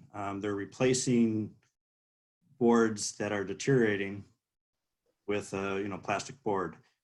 Versus the other one, which is obviously a falling down structure. That's why they have scaffolding there. So how do you? I think that that's a fair point, and that's another point that we've discussed. There's some bright lines here. If they were coming to us and asking us to assist them in the painting of the steeple, well, that's maintenance. Sorry, that doesn't qualify. But when it comes to taking a historic structure and making some effort to preserve it by putting on the AZAC clapboards, then it qualifies. It's not, there are soft aspects of the statute, interpretive aspects of the statute. I do think that when you're on the edge of those kinds of definitions, that should be a subjective factor that we should consider in connection with grant requests. That's one person's view, but that's a subjective factor that we should consider. And in terms of the dollar amount of the two projects, as you noted in your description, the Baptist churches, they're paying for 2/3 and we're paying for 1/3, not including the contingency.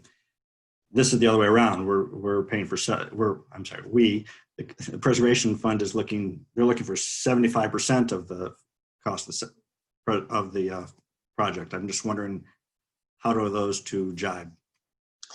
Well, remember, we don't control the grant request, but we do control the amount that is granted.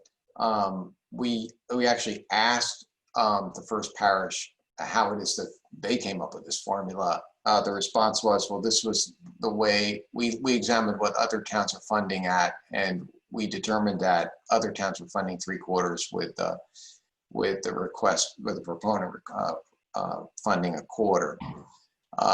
So that's it. We've made it clear that the amount of the request is something that's going to be subject to a discussion by CPC in connection with the grant of the request. So you all know this, which is we can adjust it and grant whatever amount we want. Or think is appropriate. And that we've agreed to, we usually deal with that during our deliberation and vote. We give some sense of the committee to the proponent about what we think problems are as we go along. And so those are issues that's the kind of issue that wouldn't blindside the proponent, if you will. But I will tell you that it's a subject of our discussion for our deliberations and vote. Okay. And then further on the same light is for a non-government entity, and I know I'm not sure, is this the first one we've done through our CPC? No, I mean, we have, let's see, we funded community gardens. We have a list that I just don't know offhand, but we have. One offhand, Peter, we funded the replacement of some equipment at the Childs River Center in the old Dwight building. That was done probably 8-10 years ago, but that was one that sticks out as a non-government entity. So the basis of my question is there sort of a needs assessment for non-government entity? Some that can afford the money, and there's some that can't. So we do a pretty detailed financial analysis, if you will. I mean, we look at their finances, and so what we want to do. We don't want to fund an entity that's not going to survive, right? But at the same time, we probably are a little more hesitant to fund an entity that's gold-plated. So you want to thread that needle, if you will. And with respect to both of these requests, we have examined that pretty carefully. And I think it may have been in the first packet that we sent you way back when, before the close down. I think that you may have seen financials that were connected with both First Baptist and First Parish. I'll look for those. Thank you. Okay. Louise? Do we have council's opinion that these are allowable under CPA?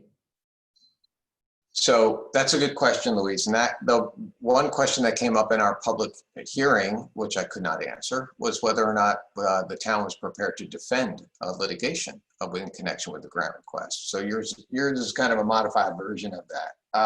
What we have done is retained counsel in connection with drafting the agreement. We don't have an opinion that says if you enter into this agreement and you get the grant, it's lawful under Kaplan. I don't know that we, but I do think, but I think what we have done is try to construct an agreement that is lawful under the applicable law. So we anticipate that I anticipate that whatever we do is going to be in compliance with the Kaplan case. That's how we structured. That's how the agreement is being structured. Peter, just to add, the other aspect of this is there's been over 100 church projects throughout Massachusetts that have been done with CPA funds, a number of which are very similar to the two projects we have here. Something to do with the architecture of the building, the structural nature of it, the historical significance of it. And those have all passed muster previously. So we have some sense of confidence that these particular projects are applicable and can be used. We can use CPA money for that. It's not the same as replacing stained glass windows, which is what happened in the, was it the Acton case or wherever it was? Right, but there are a couple of cases that deal with CPA funds being used for churches, and I think that it really would be money well spent. I believe the CPC has administrative funds. It wouldn't be that expensive to get an attorney to, tell us whether or not they think we're on the right side of the law here. And it's only an opinion. That's Louise. I think that's a good suggestion, and but I will tell you that when these applications came in, we did seek counsel immediately. So, but we have not gotten an opinion, but we have had counsel advising us throughout this process. But I think you raise a good point, and your question really is do we have some assurance, in opinion or otherwise, that if we make the grant request pursuant to the terms of the proposed agreement, is that going to pass legal muster? Right? Is that the question? Fair enough. It's a good question. Okay. Yeah. Peter, at your public hearing, were there any negative reactions to either First Baptist or First Parish?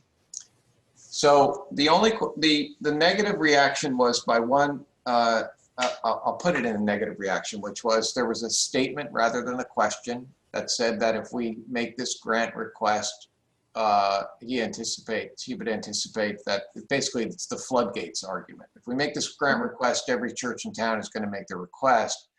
So, but that was a statement, not a question. If you turn that around, if you ask the question, what I pointed out was funding is the condition preceding is that the Historic Commission has to express an interest in the historic as a historic artifact or historic structure, or it has to be on a registered as a historic landmark. And I don't think that there are a whole lot more of those churches around. But let's broaden the question a little bit.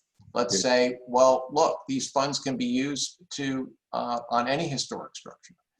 The application can come in from, could be a privately owned property. So from there, of course, we have to deliberate a CPC, but I'm just saying this for your benefit, which is there are a lot of different tools in the tool bag when it comes to that, including a requirement that there's public access to the property. With respect to these two churches, this is a facade. So we didn't think that that was that important. It's also, these two churches are also well engaged in the community and open up their doors every night to the community for different kinds of events. But those are the kind of tools that are available to us. And there are also these kind of subjective factors that we use in assessing whether or not we make a grant request. So that's what we did. But underlying this, though, is this theory that, look, these funds are available to preserve our historic artifacts in our lovely New England towns. Right? Yeah. Okay. I won't belabor the point, but it was interesting that they would use the word that you open the floodgate.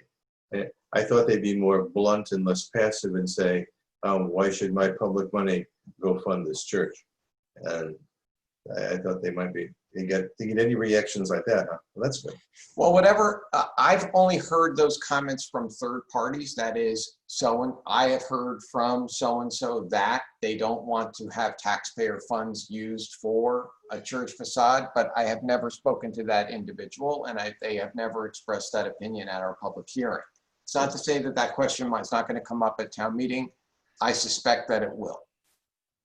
Yeah. You'll hear that from me when we vote on this article. Okay. And I will say this. I will say this, that there's the anti-aid amendment. Basically, you can't give too much aid to a religious organization and entangle yourself as a government in the affairs of a religious organization. But a flat-out refusal to fund a request by a religious organization is a flat-out violation of the United States Constitution. It violates the Establishment Clause. Interesting. There's a case on point. Cool. John?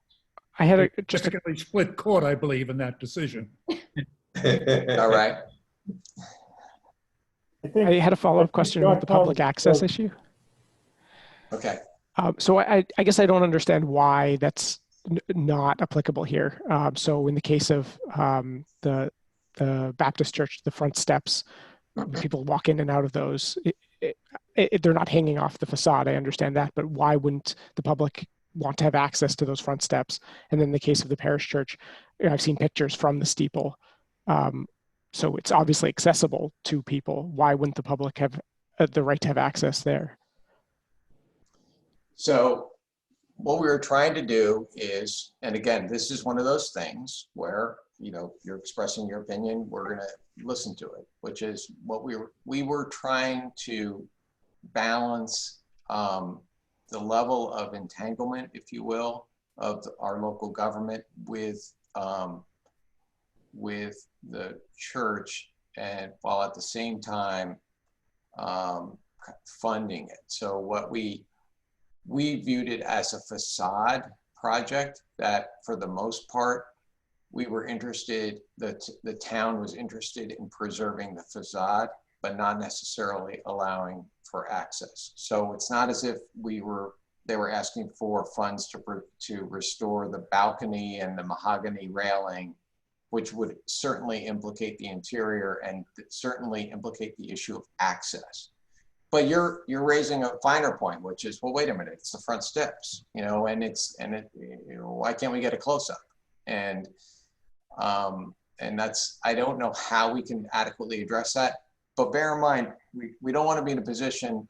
One of our counsel advised us that the more we entangle ourselves, the more we could potentially run afoul of the Kaplan case, or the doctrine stated in the Kaplan case. What we've heard from the select board is we want to keep this relatively simple in terms of enforcement. But I guess what I would say is that's a discussion point that we can have. We can look at the agreement with respect to that. But I think that's how we solve that riddle in that way.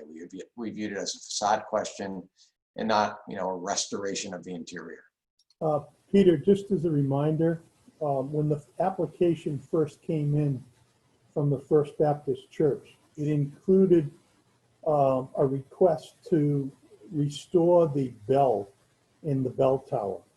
And that was later withdrawn by the proponent after some discussion about access and how do you get up to the bell tower to see the bell, and is there ways around it? And did that go beyond the historical facade? And it got really complicated. So in the course of going through the due diligence, that got removed out of the request. And it became much more simpler and refined, and it just dealt with the facade of the building, how it looks in the front. Right now, there's scaffolding there. But, you know, they needed to do repairs, and there's a number of pictures showing how that front facade is deteriorating. And unless it's repaired, the whole thing is going to come falling down. So. Okay, Tom. Yeah, also, I want to know how you guys have, if you've discussed it, maybe you haven't had a chance yet. There was a question at the public hearing about if the project comes in at a much lower cost than estimated, and I'll take the example of the parish church, which is 75,000 of 100,000. If it comes in at $80,000, are we still committed to 75,000 and they're only having to pay 5, or how do we deal with that eventuality? So, Tom, we haven't discussed that, but what we have received from First Baptist Church is an estimated amount of, say, $300,000. They've taken out the contingency and then asked us to pay a third, and they made the exact grant request, you know, $90,000. And they, you know, we can figure out how they came up with their number. I think, you know, we haven't had a discussion about this, but if my feeling on it is that we should arrive at a certain amount based on a good faith estimate. So if we feel good about the estimates, we've got a pretty experienced board, and we do a pretty good job, I think, at due diligence. But if we feel good about the estimate, and we're coming up with these kind of general principles that we're going to fund approximately a third, or, you know, close to that, that we would just, you know, we don't need to continue to entangle ourselves in numbers that go up and down. So that's my view on it, but we'll have a discussion. Thank you. Okay. Great. Are there any further questions for Peter or Rick? Okay. Thank you. And you're voting on these articles on the 16th, is that correct? Correct. Okay. Yeah, right. Thank you. Thank you very much. Thank you for your questions. Thank you. Stay safe. Thank you. Bye-bye. Can I just say, I really appreciate that the CPC came to us before voting the articles. In the past, we've had difficulty where we were consulting on articles after they had been voted. So I just want to say how much we appreciate that and are receiving feedback beforehand. Yeah, all right. I think that we should always be seeing you before we vote. So I don't, and so I'll do what I can to get here before we do vote. Okay. Great. Okay, thanks. Thank Thank you. you again for all your comments. We'll put them into questions. We'll put them, make our notes, and we'll discuss them next week. Okay. Thank you again. Thank you, Peter. Folks. Good night. Bye-bye. Bye, Rick.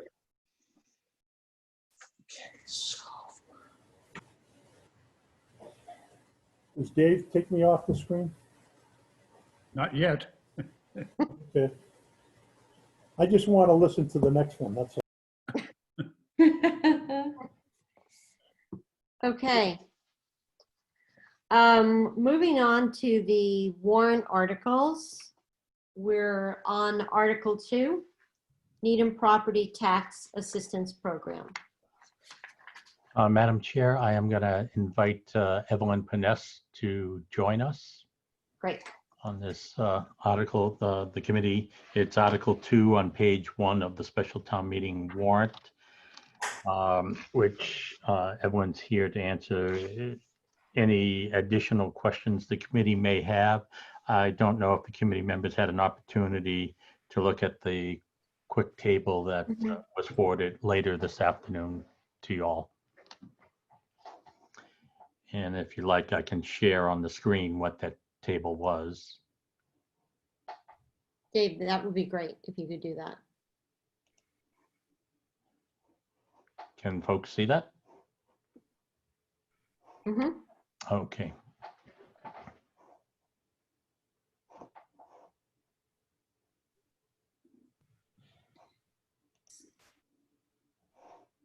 I have a question, Madam Chair. Yes, Louise. Dave, was this always funded from the overlay account? It's come from overlay, it's come from free cash. Those have been the two primary sources. The Okay. only source we have available right now is overlay surplus. I actually think overlay is a great place to fund the property tax assistance program. So I think in the future, if you've got overlay, that's a logical place to fund it from. Madam Chair, I have a question. Josh? So I noticed between 2019 and 2020, the funding was increased, and then both the number of applications and the number of awards decreased. And as a result, the average awards amount increased. I guess my understanding is that the purpose of the program was to be broad, and I'm curious. I guess if you know the answer, why maybe the scope decreased this past year when the funding increased, and if we're seeking to increase the funding again to 50,000, if we anticipate that the number of awards will change similarly. I can address that, Dave. Okay. Because we were issuing the applications in the height of the pandemic. So it was very difficult for people to get the applications back to us, even though we did extend it out another month. So I believe that is the reason for the decrease, although we did have, we did have 35, which was higher than the 2018. But the previous year may have been a slight bit of an anomaly because, as you see, we only awarded 39. So a lot of people applied that really didn't qualify because of salary or other situations as far as finances go. So I believe the main reason is because it was in the middle of the virus, and I think we're going to see that changed when we get into 2021. Great. Thanks for that. Thank you. Darrell, could I ask a question, please, Madam Chair? Sure, Dick. This may be totally accidental, but it looks like very close to 80% of the awards are being approved each year. That's right. It's really 80% in 2020. If they did 40 in 2019, it would be 80. And if you did 25 in 2018, it would be 80. Is there some magic to that formula? No. It's all, we review each application and we award on their criteria, their merits, so to speak, their needs. It just, we don't plan that. It's just the way it happens. And we get the same people applying year after year, unfortunately. So we know them, we know their financial history. So yeah, it's not planned. Evie, what are the primary reasons for rejecting an application? I'm sorry, I didn't hear you. What are the primary reasons that an application gets rejected? That they're rejected? Yes. Primarily salary and assets. If someone owns another home, if they own a boat, they have 4 cars, and it's a household of 1. These are the main criteria, but primarily salary and any investments that they may have.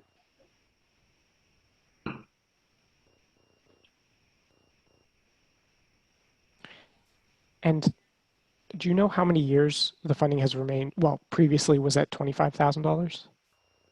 For 25,000, it was just 2017. Let me see. I believe we started the 25 in 2030. In 2016, we did 27,500. And then in 2017, it went back down to the match, which was the 13,222. So prior to 2016, I believe we were just at the match. In other words, whatever contributions we received through the voluntary fund is what was appropriated to the town appropriation. Thank you. Madam Chair? Yes, Rick. Question.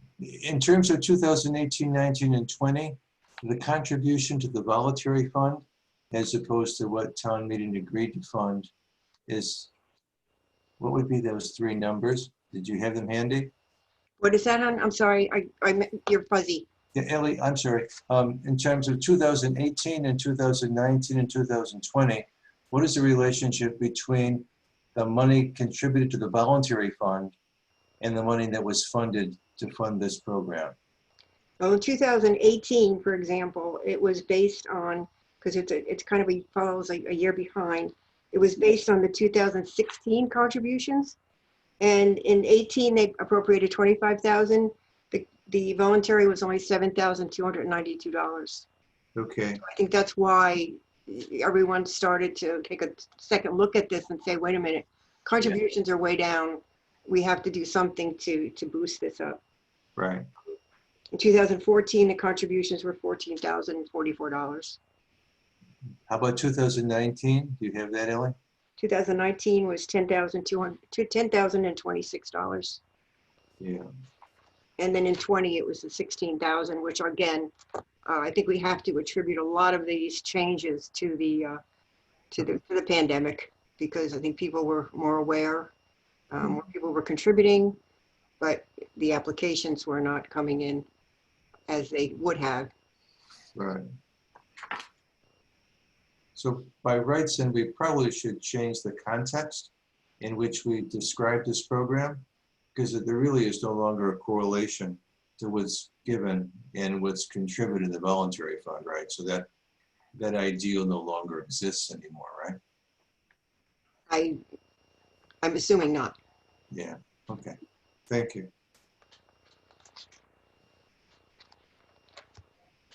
Great. Any additional questions?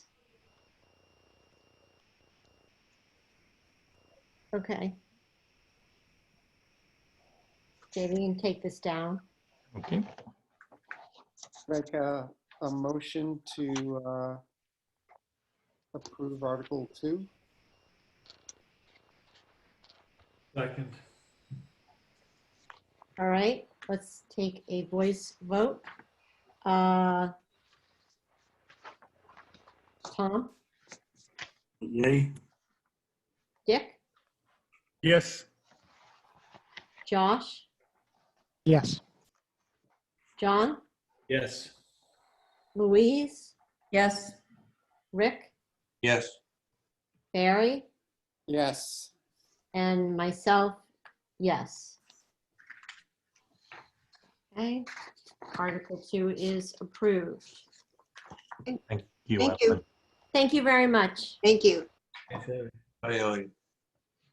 Okay, Madam Chair, the next article is for the Walker Lane Sewer. That is Article 8 on page 11 of the special town meeting warrant. And this is seeking an appropriation based upon an initial citizens petition to extend the sewer line down Walker Lane, which effectively would provide access to the public sewers for 4 homes. The estimated cost for doing the project is $270,000. That's inclusive of engineering, design, permitting, construction, and closeout. The project will incur betterments for the 4 homes that will receive the sewer service, and the individuals have the option to pay their estimated cost of 1/3, which is approximately $22,000 to $23,000 in a lump sum or over a period of years for as long as 20 years, and that's consistent with the state statute. And if one elects to pay it in installments, it would carry a statutory interest rate of 5%.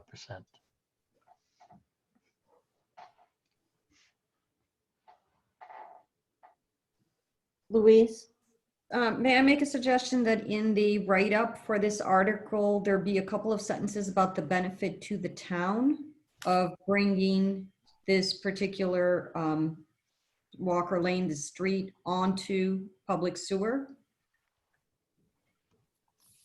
That's a good idea. We'll have that statement in there.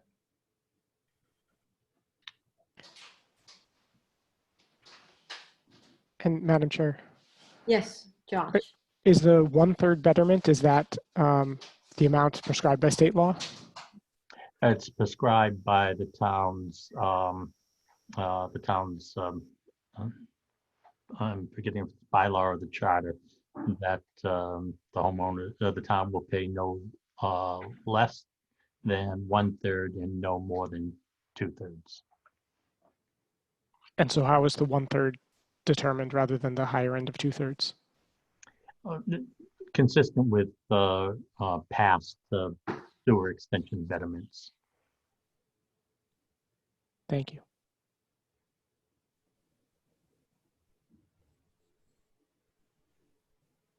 Madam Chair, David, do we have any experience as to how many pay up front versus take advantage of the 20-year term? Any statistics? No, I don't have that statistics. Generally, because of the turnover of property, very few go the long distance. I've have experience in other communities that most elect to pay in installments. But if one sells the home, that's usually when it gets paid up in full because the new buyer wants that lien removed. Mm-hmm. Barry? So I assume this petition was signed by all the homeowners on the street, so they're all in agreement, and that would be the only way this could be done. At least more than half have to agree to the betterment and sign the petition, which they did, and it was more than half.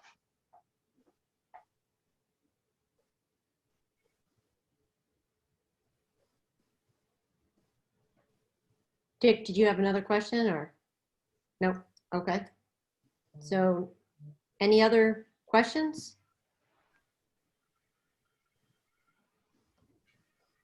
Madam Chair, I move that the Finance Committee approve, which is recommended adoption. It's Article 8, is it? Article 8. Sewer betterment.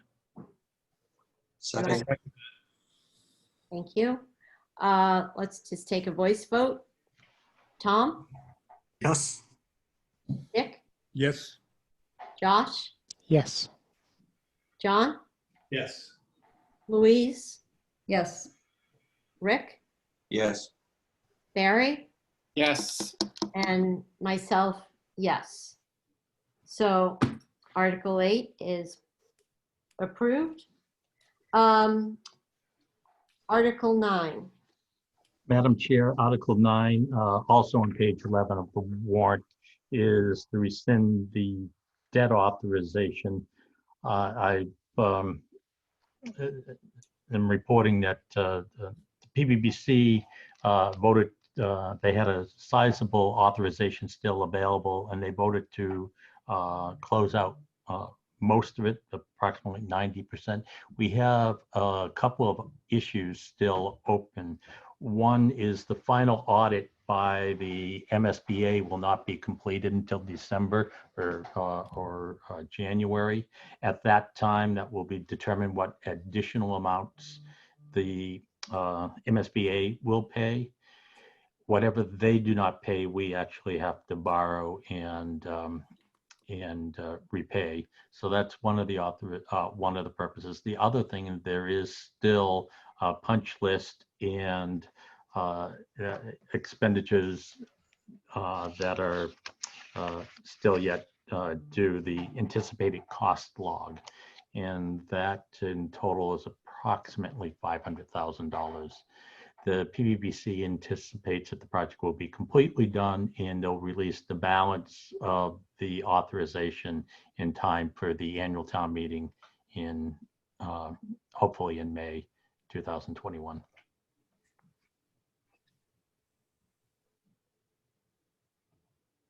And the remaining balance is what? The remaining balance, I believe, is 1.4 million. And it could be as much as that or something less, again, depending upon the final audit and what has to be permanently borrowed.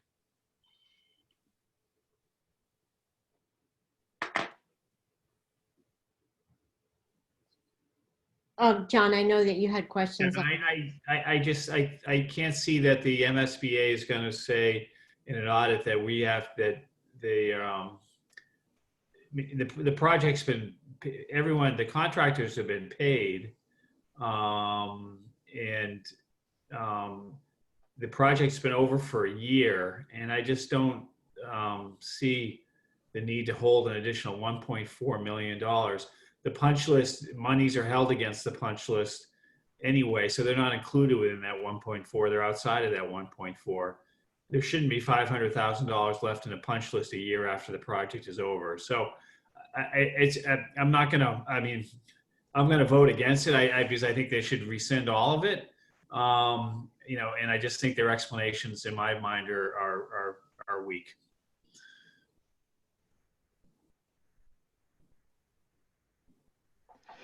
I also have to, the Finance Committee should be aware we have an outstanding note of $1.2 million, which either will be retired by an MSBA payment to the town or permanently financed, which will impact the authorization. If we were to rescind the authorization in full, we would effectively have an illegal loan outstanding.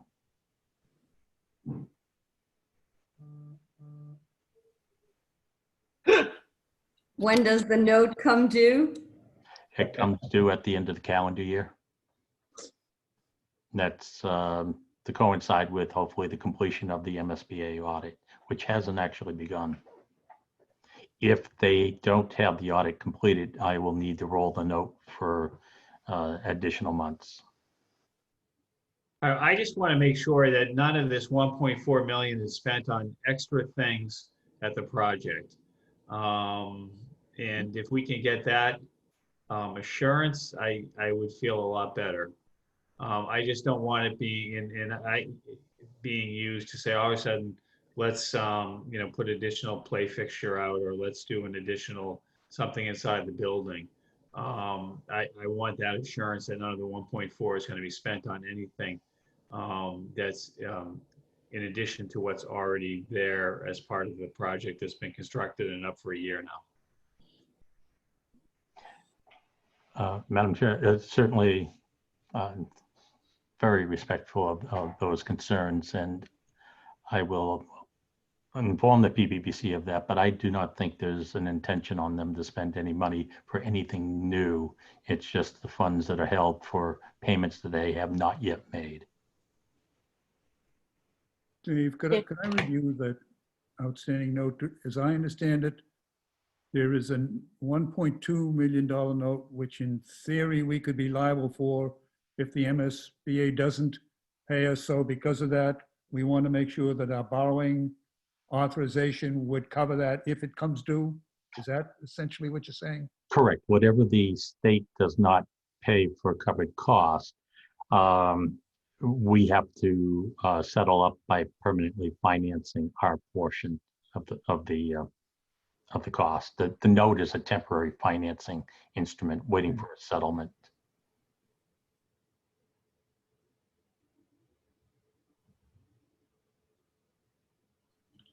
So I guess doesn't having that note outstanding right now in a way protect any expenditures against the 1.4 or no?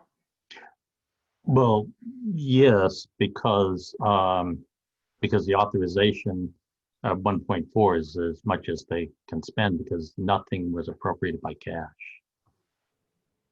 They can't exceed the authorization. Right now, if the 9 million isn't rescinded, they can actually spend 10,400,000. The 9 million will drop down the expenditure, the maximum expenditure to 1.4. So basically you need the 1.4 because you've got 1.2 million outstanding. The minimum you could have is 1.2. Is that Plus what the it comes cost down log. to? Plus the cost log. There are things, Right. there are additional costs that have not been paid, that there's a liability that if it's not covered by the state, we'll have to cover those expenses. So, and this is the project, right, where the PPBC came to the Finance Committee asking whether they could spend it on solar, which had not been part of the original No. project? No, That's the Cogswell building, Oh, different building. different building.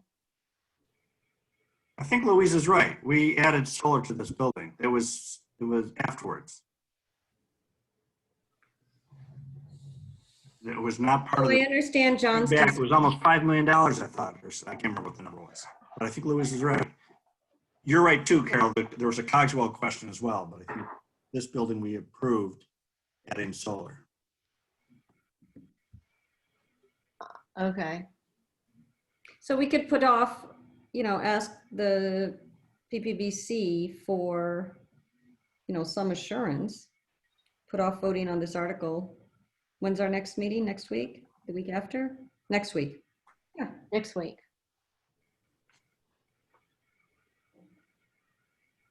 Do you know when they meet next, Dave? They meet twice a month. I think I don't want to take that from guess. I don't have my calendar in front of me. But they have another meeting in the month of September. Yeah.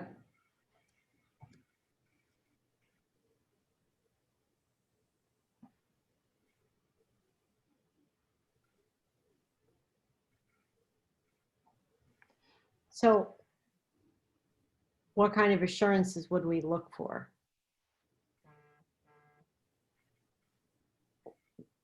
What specifically would we be looking for?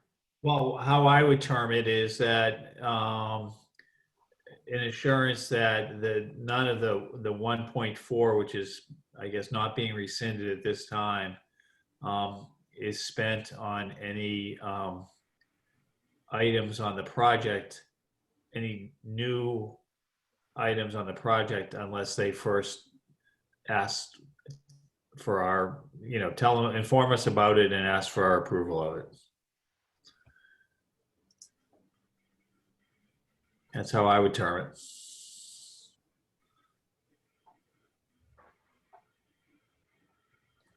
I mean, I obviously have no issue with the 9 million being rescinded. It's just this additional 1.4 and the need to hold it off. Just, I'm innately suspicious.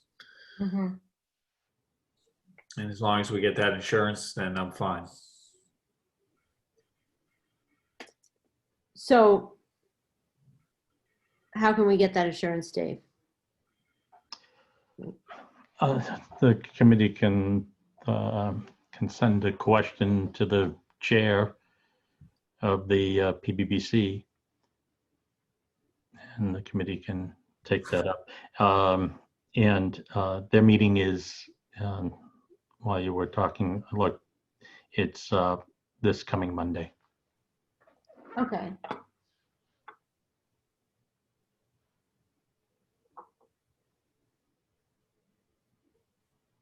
So why don't we do that? All right. I was going to say, if you need consensus, I agree with John.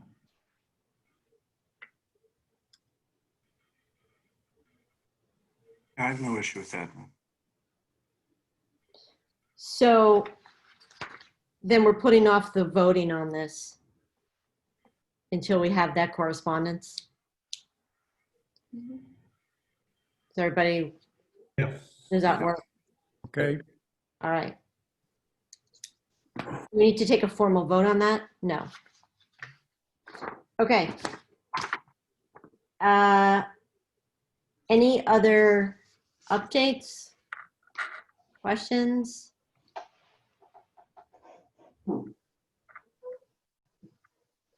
So we will meet again next week, right, Louise? Okay. And then again on the, just so we have the dates, the 16th and the 23rd, right? Yep. Okay. Mhm. And not the 30th? Likely not. I don't think so. Okay. But And all of our presentations need to be recorded by the 26th. Is that correct? Is it a week prior to? I don't know whether, I haven't heard of any schedule yet, but that sounds like That's not gonna very happen. good. No. Okay. Yeah, I haven't heard either. I was just assuming from Maytown meeting that it was a week prior to, so. I'm sorry, Madam Chair, it's the 25th of September is the recording deadline. Okay, thank you. David, have they sent out, where do we send the recording to? Has that come out yet? Or not yet? Or I did don't think so. I'm sorry? Not yet. Okay, thank you. Okay. Madam Chair, I move to adjourn. There's Second. Second. Do I need to take a formal vote on that? Madam Chair, you can take just A what? you can just take a complete vote of everyone. You don't need to do a roll call. Great. Yes. All in favor? Aye. Aye. Terrific. We will reconvene next week. Thank you, everybody. Good night. Bye. Good night all. Bye-bye.